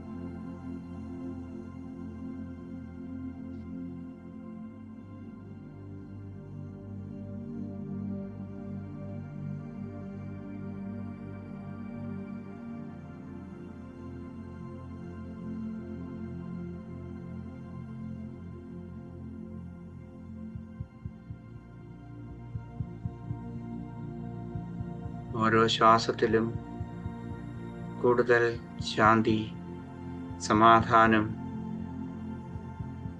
നിങ്ങൾക്കുണ്ടാകുന്നു. അതുപോലെ ഓരോ നിശ്വാസത്തിലും നിങ്ങൾ പുറന്തള്ളുന്നത് നിങ്ങളുടെ വേദനയും ശാരീരികമായ അസ്വസ്ഥതയുമാകട്ടെ.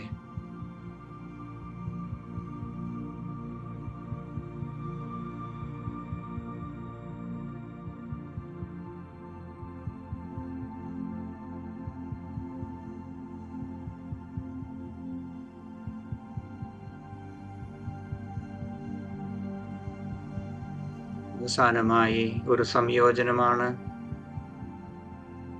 നിങ്ങളുടെ ശ്രദ്ധ നിങ്ങളുടെ ശ്വാസത്തിലേക്ക് വീണ്ടും സാവധാനം തിരികെ കൊണ്ടുവരിക.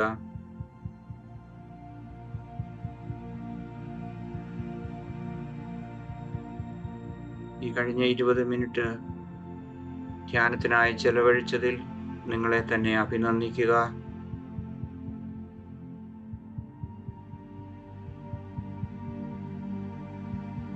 ഈ ധ്യാനത്തിനിടയിൽ നിങ്ങൾ നട്ടുവളർത്തിയ ഉൾക്കാഴ്ചകളും അനുകമ്പയും അവരോട് ക്ഷമിക്കാനുള്ള നിങ്ങളുടെ ആഗ്രഹവും പ്രതിജ്ഞയും തിരിച്ചറിയുക.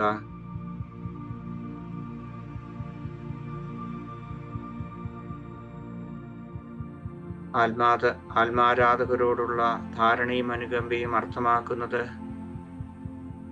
അവരുടെ പെരുമാറ്റത്തെ അംഗീകരിക്കുക എന്നല്ല, മറിച്ച്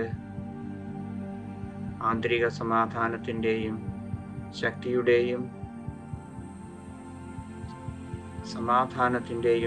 വ്യക്തതയുടെയും സാഹചര്യത്തെ സമീപിക്കാൻ നിങ്ങളെ സഹായിക്കുന്നു എന്നുള്ളതാണ്.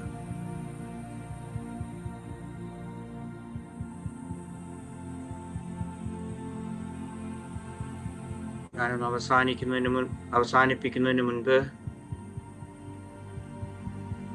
നിങ്ങളുടെ ശാരീരികമായ അവബോധത്തിലേക്കും ശ്വാസോച്ഛ്വാസത്തിലേക്കും തിരികെ വരിക.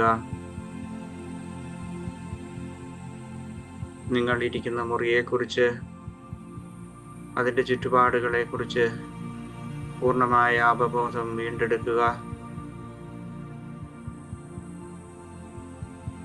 ശാന്തമായി നിങ്ങൾക്ക് നിങ്ങളുടെ കണ്ണുകൾ തുറക്കാം. ധ്യാനം അവസാനിച്ചു.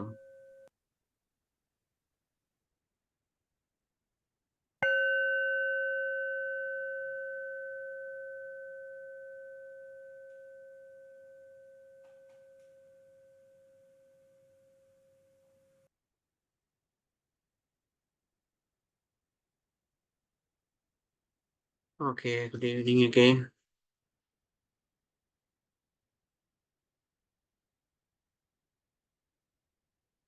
Thank you sir.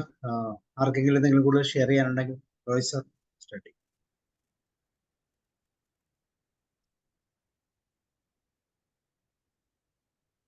Roy sir തുടങ്ങിക്കോളൂ. റോയ് സാർ അൺമ്യൂട്ട് ചെയ്യും. സാർ ഒരു സെക്കൻഡ്. യെസ് ഞാൻ ബ്ലോക്ക് ചെയ്തിരിക്കും.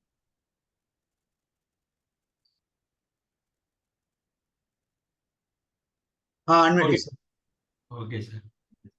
ഈ സ്വാർത്ഥ സ്വഭാവമുള്ളവരെന്നൊക്കെ സാധാരണ പറയാറുണ്ട്. സ്വാർത്ഥത കാണിക്കുന്നു.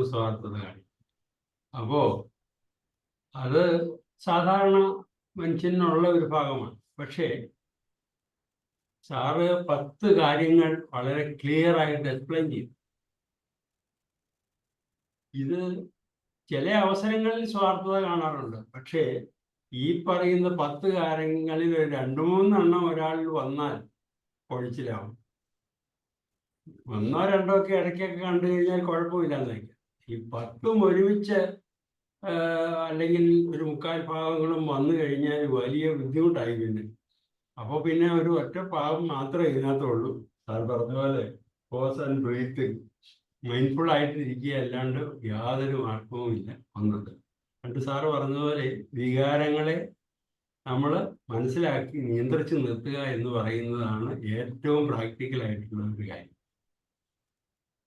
പിന്നെ ഇവിടെ ആരോ പറഞ്ഞതുപോലെ നിങ്ങൾ ഒരു നാർസിസ്റ്റിക് ബിഹേവിയർ ഉള്ള ആളാണ് എന്ന് എക്സാമ്പിൾ സഹിതം മനസ്സിലാക്കി കൊടുത്താൽ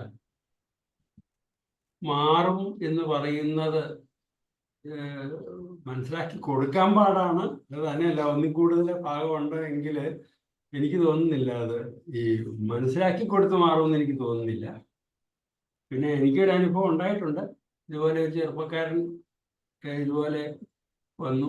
കാരണം അങ്ങേർക്ക് തോന്നുന്ന കാര്യങ്ങളെല്ലാം നടക്കാതെ വന്ന അയാൾ ഭയങ്കരമായ ഇറിറ്റേറ്റഡ് ആയിട്ട് നടക്കുക. അപ്പൊ അങ്ങനെ വന്ന ഒരു സിറ്റുവേഷനിൽ ഒരു കൗൺസിലിങ്ങിനായി വന്നു കഴിഞ്ഞപ്പോൾ ആദ്യം എന്നോട് ചോദിച്ചത്, സാറേ എന്നെ കൗൺസിലിങ്ങിലൂടെ നേരെയാക്കാൻ പറ്റുമോ? പല്ലെടുക്കാൻ ഞാൻ പോയപ്പോഴേ നിങ്ങൾ കൗൺസിലിംഗ് ചെയ്യാൻ പറ്റത്തില്ല എന്നാണ് എന്നോട് പറഞ്ഞു വിട്ടത് എന്ന് പറഞ്ഞു. അപ്പൊ അത് തീർച്ചയായിട്ടും നിങ്ങൾക്ക് കാര്യങ്ങളൊക്കെ അറിയാവുന്ന നല്ല ആളല്ലെന്ന് പറഞ്ഞു. ഏതായാലും ഒരു സൈക്കാട്രിസ്റ്റിന്റെ സപ്പോർട്ടോട് കൂടി നേരെയാക്കാൻ പറ്റി എന്ന് പറയുകയായിരുന്നു. Okay sir. എനിവേ ഇത് വളരെ അതൊരു അത്ഭുതമായിട്ടാണ് എനിക്ക് തോന്നുന്നത്. കാരണം കൗൺസിലിംഗ്, ഇങ്ങനെയുള്ള ആളുകൾ ആരും കൗൺസിലിങ്ങിന് പോകുകയില്ല. അവരുടെ തെറ്റുകൾ തിരിച്ചറിയുകയില്ല.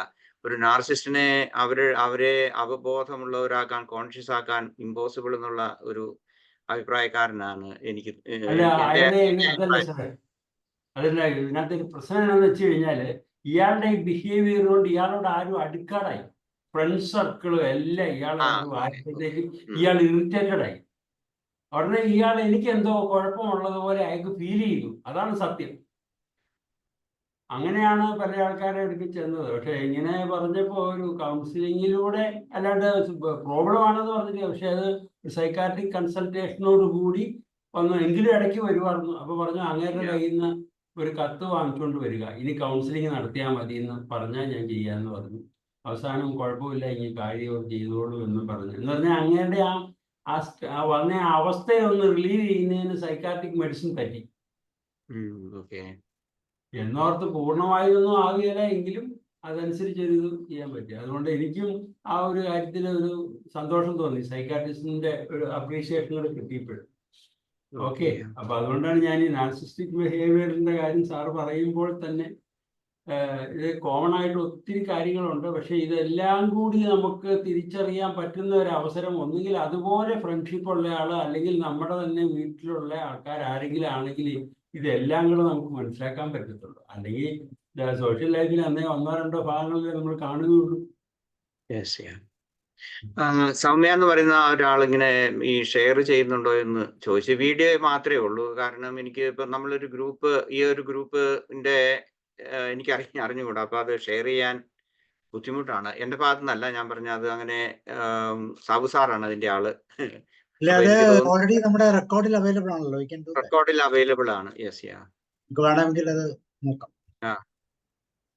ഞാൻ ഒത്തിരി താങ്ക് യു സാർ. ആനന്ദ് സാറെ, ഇത് ഒരിക്കൽ കൂടെ കാണാൻ കഴിഞ്ഞു. ഒത്തിരി സന്തോഷം. പ്രത്യേകം അഭിനന്ദനം. നമ്മൾ ദൈനംദിനം കണ്ടുമുട്ടുന്ന, ഇടപെടേണ്ടി വരുന്ന ചില പ്രത്യേക വ്യക്തികളെ, ആ വ്യക്തിത്വത്തെ മാറ്റാൻ ശ്രമിക്കുന്നതിൽ നല്ലത് അഡ്ജസ്റ്റ് ചെയ്യാൻ നോക്കുന്നതാണ്.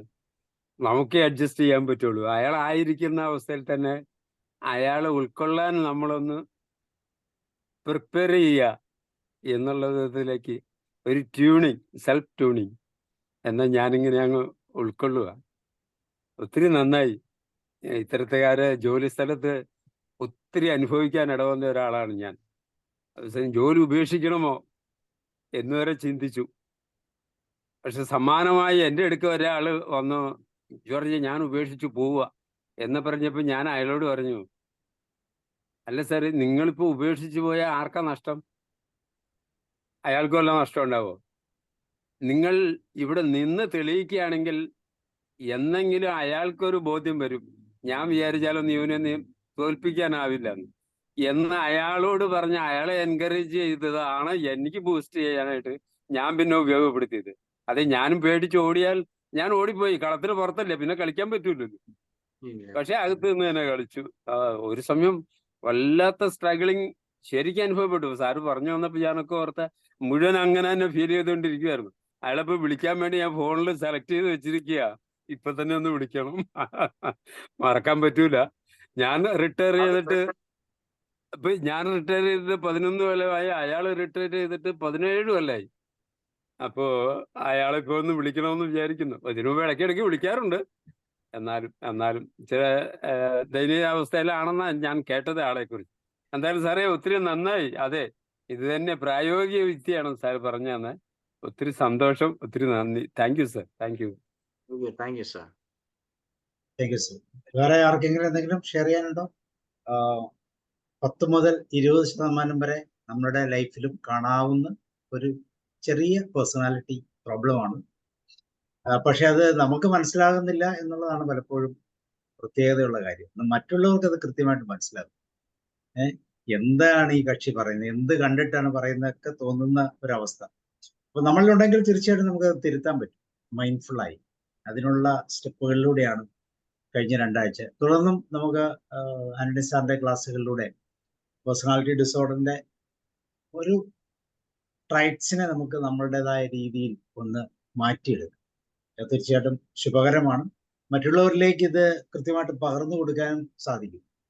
അപ്പോൾ അത് വളരെ സന്തോഷകരമായ ഒരു അനുഭവമാണ്. ഈ ക്ലാസ്സിന്റെ ഈ 2 ക്ലാസ്സുകൾ, കഴിഞ്ഞ ക്ലാസ്സുകളൊക്കെ എനിക്ക് തോന്നുന്നു 200-ലധികം ആളുകൾ അത് കാണുകയും എനിക്ക് തോന്നുന്നു ഷെയർ ചെയ്യുകയും ചെയ്തിട്ടുണ്ട്. അതുകൊണ്ടാണ് ഞാൻ കഴിഞ്ഞ സാറിനോട് ചോദിച്ചത്, ഈ പേഴ്സണാലിറ്റി ഡിസോർഡർ എന്ന് പറയുന്ന ആ തലത്തിൽ നിന്നുകൊണ്ട് അതിന്റെ ബാക്കിയുള്ള ടോപ്പിക്കിലൂടെ കടന്നു വരുമ്പോൾ തീർച്ചയായിട്ടും ഇത് ഒരു ഹിഡൻ അജണ്ടയാണ്, നമ്മൾ അറിയത്തില്ല. കാരണം നമ്മുടെ ബേസിക് വളരെ കുട്ടിക്കാലം മുതലേ നമ്മുടെ ജീവിതത്തിൽ ഉണ്ടായിട്ടുള്ള ഒരു സ്വഭാവ ഗുണം, ഒരു പേഴ്സണാലിറ്റി ട്രൈറ്റ്സ് ആണ്. ഇത് അത്ര ഈസി ആയിട്ട് ഇങ്ങനെ പറയത്തില്ലേ, ഇത് ഒരിക്കലും മാറാൻ പോകുന്നില്ല, ഇനി മാറിയില്ലെങ്കിൽ എന്താ കുഴപ്പം, അതൊക്കെ എങ്ങനെ അഡ്ജസ്റ്റ് ചെയ്ത് പോകാം എന്ന് പറയുന്ന. എനിക്കിനി മാറാൻ സൗകര്യമില്ല. കുറച്ച് പ്രായമൊക്കെ ആകുമ്പോഴേക്കും ആൾക്കാർ പറയുമേ എനിക്കത് മാറാൻ എനിക്ക് സൗകര്യമില്ല, നിനക്ക് വേണമെങ്കിൽ എൻ്റെ കൂട്ടത്തിൽ ജീവിക്കുകയോ അല്ലെങ്കിൽ മറ്റതുപോലെയുള്ള എൻ്റെ കൂട്ടത്തിൽ ജോലി ചെയ്യുകയോ ഒക്കെ ചെയ്താൽ മതി എന്ന് ഉള്ള ആ ഒരു ആറ്റിറ്റ്യൂഡ് അറിയുന്നില്ല. അവരറിയത്തില്ലാത്തതുകൊണ്ടാണ്. കാരണം അവര് ഇപ്പൊ റോയ് സാറ് പറഞ്ഞപ്പോഴാണ് എനിക്ക് മനസ്സിലായത് കൗൺസിലിങ്ങിന് അല്ലെ ഒരു ട്രീറ്റ്മെന്റിന് ആരെങ്കിലും തയ്യാറായി എന്നുണ്ടെങ്കിൽ ഒരു അത്ഭുതമാണ്. കാരണം അവരെ പറഞ്ഞ് മനസ്സിലാക്കാൻ പറ്റിയല്ല. നിങ്ങൾക്ക് എന്തെങ്കിലും പ്രശ്നമുണ്ടെന്ന് ഏതെങ്കിലും തരത്തിൽ പറഞ്ഞു കഴിഞ്ഞാൽ അവർ സമ്മതിക്കില്ല. കാരണം അവർക്ക് അതുപോലെ ഇനി ഒറ്റപ്പെടുത്തുക, ഇത് റോയ് സാർ പറഞ്ഞ പോലെ ഒറ്റപ്പെടുത്തുക, അങ്ങനെയുള്ള വ്യക്തിത്വങ്ങളെ നമുക്ക് എല്ലാവർക്കും അറിയാം. എനിക്ക് തന്നെ ഇവിടെയുണ്ട്. അതിങ്ങനെ മാറി മാറി ചാടി പോയിക്കൊണ്ടേയിരിക്കും. അപ്പം കൂടുതൽ പക്ഷെ അവരൊരിക്കലും അറിയുന്നില്ല എന്തുകൊണ്ടാണ് എന്നെ മറ്റുള്ളവർ ഒറ്റപ്പെടുത്തുന്നത് എന്ന്. കുറച്ചു കാലം എവിടെയെങ്കിലും ഒക്കെ അവരിങ്ങനെ പിടിച്ചു നിൽക്കും. ഒരു പെർമനന്റ് ആയിട്ടുള്ള ഒരു റിലേഷൻഷിപ്പിൽ അവർക്ക്, ഫ്രണ്ട്ഷിപ്പിൽ അവർക്ക് പോകാൻ സാധിക്കാതെ വരും. സാറേ അത് തന്നെയാണ് സാറേ, ആരും ആരുടെ മുഖത്ത് നോക്കി നിങ്ങളൊരു നാർസിസ്റ്റിക് ആണ് എന്ന് പറയാറില്ല. നമ്മൾ മാക്സിമം അവോയ്ഡ് ചെയ്യുക ചെയ്യുന്നത്. അതേസമയം ഒരു ക്ലാസ് കേൾക്കുമ്പോൾ ചേട്ടാ ഞാൻ അങ്ങനെയാണോ എന്ന് തോന്നാനുള്ള എല്ലാവിധ സാഹചര്യങ്ങളും അവിടെ എത്തും. ഇപ്പൊ നമ്മുടെ കൂടെ നിൽക്കുന്ന ഒരാൾ നാർസിസ്റ്റിക് ആണെങ്കിൽ നമ്മൾ ആ പുള്ളിയെ ഒഴിഞ്ഞു മാറുക ചെയ്യുന്നത്. ഇപ്പൊ ജോർജ് സാർ ഒരിക്കൽ പോലും ആ വ്യക്തിയോട് അങ്ങനെ പറയാൻ സാധ്യതയില്ല. സാർ ഒഴിഞ്ഞു പോകണമെന്ന് ആഗ്രഹിക്കുകയായിരുന്നു ചെയ്യുന്നത്. പക്ഷേ വ്യത്യസ്തമാണ്. അതെ സാറേ, ഞാനിപ്പോ അത് പറഞ്ഞപ്പോ ഓർക്കുക, അത് ചെറുപ്പം മുതലേ നമ്മൾ ശീലിക്കുക. എങ്ങനെയാ കീഴടങ്ങണം, മേലധികാരികളെ എതിർക്കരുത്, സൽസ്വഭാവം അതാണല്ലോ, സൽഗുണം അതാണല്ലോ. അതുകൊണ്ട് കുറെ മോറൽ വാല്യൂസ് ഇവിടെ അടിച്ചു കയറിയിരിക്കുക. നമ്മള് ഇവരെ ചീത്ത വിളിക്കാനും നമുക്ക് പറ്റൂല.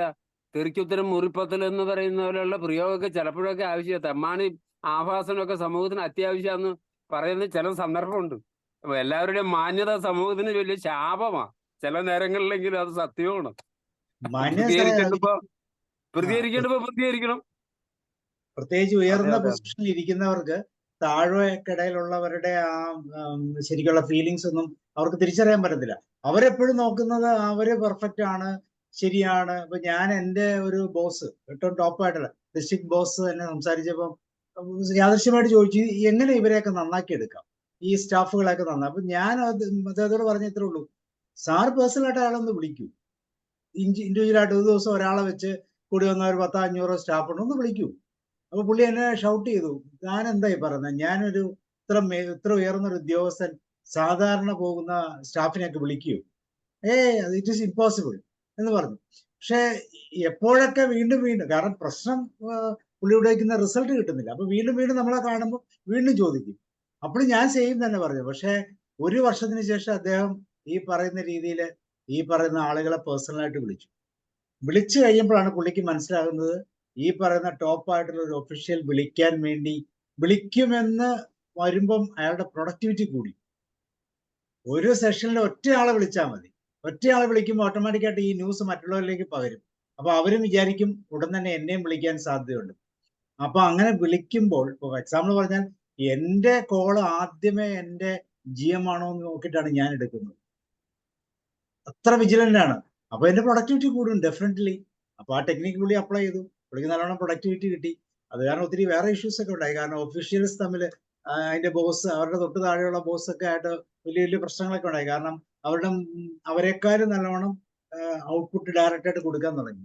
അപ്പൊ അങ്ങനെയൊക്കെ ഇഷ്യൂസ് ഉണ്ട്. എങ്കിൽ പോലും അപ്പൊ അദ്ദേഹം പറയുന്നത് ഞാൻ പെർഫെക്റ്റ് ആണ്, എന്റെ കാര്യങ്ങളൊക്കെ നടക്കുന്നുണ്ട് എന്നാണ് പറയുന്നത്. പക്ഷെ അതല്ല, ഒരു SS അല്ലെങ്കിൽ ഒരു ഡിസ്ട്രിക്റ്റിന്റെ തലവൻ എന്ന് പറയുന്നത് എന്റെ അച്ഛനെ പോലെയാണെന്നാണ് ഞാൻ പരിചയപ്പെടുത്തിയത്. എന്റെ അച്ഛനാണ്, എനിക്ക് പരാതി ഉണ്ടെങ്കിൽ എനിക്ക് പറയണം. അങ്ങനെയുള്ള ആക്സസ് വേണം. അപ്പം ഈ നാർസിസ്റ്റിക് എല്ലാവർക്കും ഉണ്ട്, പക്ഷെ അത് എല്ലാവർക്കും അത് കൃത്യമായിട്ട് മനസ്സിലാക്കി അതിനെ കറക്റ്റ് ചെയ്യാൻ പറ്റുന്നില്ല എന്നുള്ളത് തന്നെയാണ് പ്രശ്നം. അപ്പൊ അതിനുള്ള സാധ്യതകൾ ഈ ഇങ്ങനെയുള്ള ക്ലാസ്സുകൾക്ക് കൃത്യമായിട്ട് കിട്ടും. കാരണം എന്നിലുള്ള നാർസിസ്റ്റിനെ എനിക്കപ്പോ കാണാൻ പറ്റും. അതൊരു വലിയ അനുഗ്രഹമാണ്. കൂടാതെ മറ്റുള്ളവരെ പറയാനുള്ള ഒരു പവറും കിട്ടും. കണ്ണാടി കാണിക്കുമ്പോൾ Yes. നോക്കിക്കേന്ന് പറയുമ്പോൾ വേറെ ആർക്കെങ്കിലും എന്തെങ്കിലും ഷെയർ ചെയ്യാനുണ്ടോ? Anybody else? ഗോമർ സാറും പറഞ്ഞില്ലല്ലോ. ചില ആളുകളെ അവർക്ക് സ്വയം മാറ്റിയെടുക്കാൻ സാധിക്കത്തില്ല. പിന്നെ അവർക്ക് മനസ്സിലാവണം, മറ്റുള്ളവർ മനസ്സിലാക്കിക്കൊണ്ട് അതനുസരിച്ച് മാറി നിൽക്കുക എന്നുള്ളത് പറ്റും. അല്ലെങ്കിൽ ഇതുപോലുള്ള ക്ലാസ്സുകൾ കേട്ട് സ്വന്തം കാര്യങ്ങൾ എനിക്ക് ഉണ്ടല്ലോ എന്ന് മനസ്സിലാക്കി പെരുമാറാനേ പറ്റൂ. അല്ലാതെ സ്വയം മാറ്റുന്ന ഒരിക്കലും പറ്റത്തില്ല. അത് നമ്മളത് സ്വയം മാറിക്കൊടുക്കുക, അത്രേ പറ്റൂ. നല്ല ക്ലാസ് ആയിരുന്നു, കുറെ കാര്യങ്ങൾ മനസ്സിലായി, നന്നായിട്ടുണ്ട്. നല്ല ക്ലാസ്. ഈ 2 ദിവസത്തെ ക്ലാസ് കൊണ്ട് നമ്മളിലുള്ള നാർസിസവും മനസ്സിലായി, ചുറ്റുമുള്ള നാർസിസ്റ്റുകളെ മനസ്സിലായി.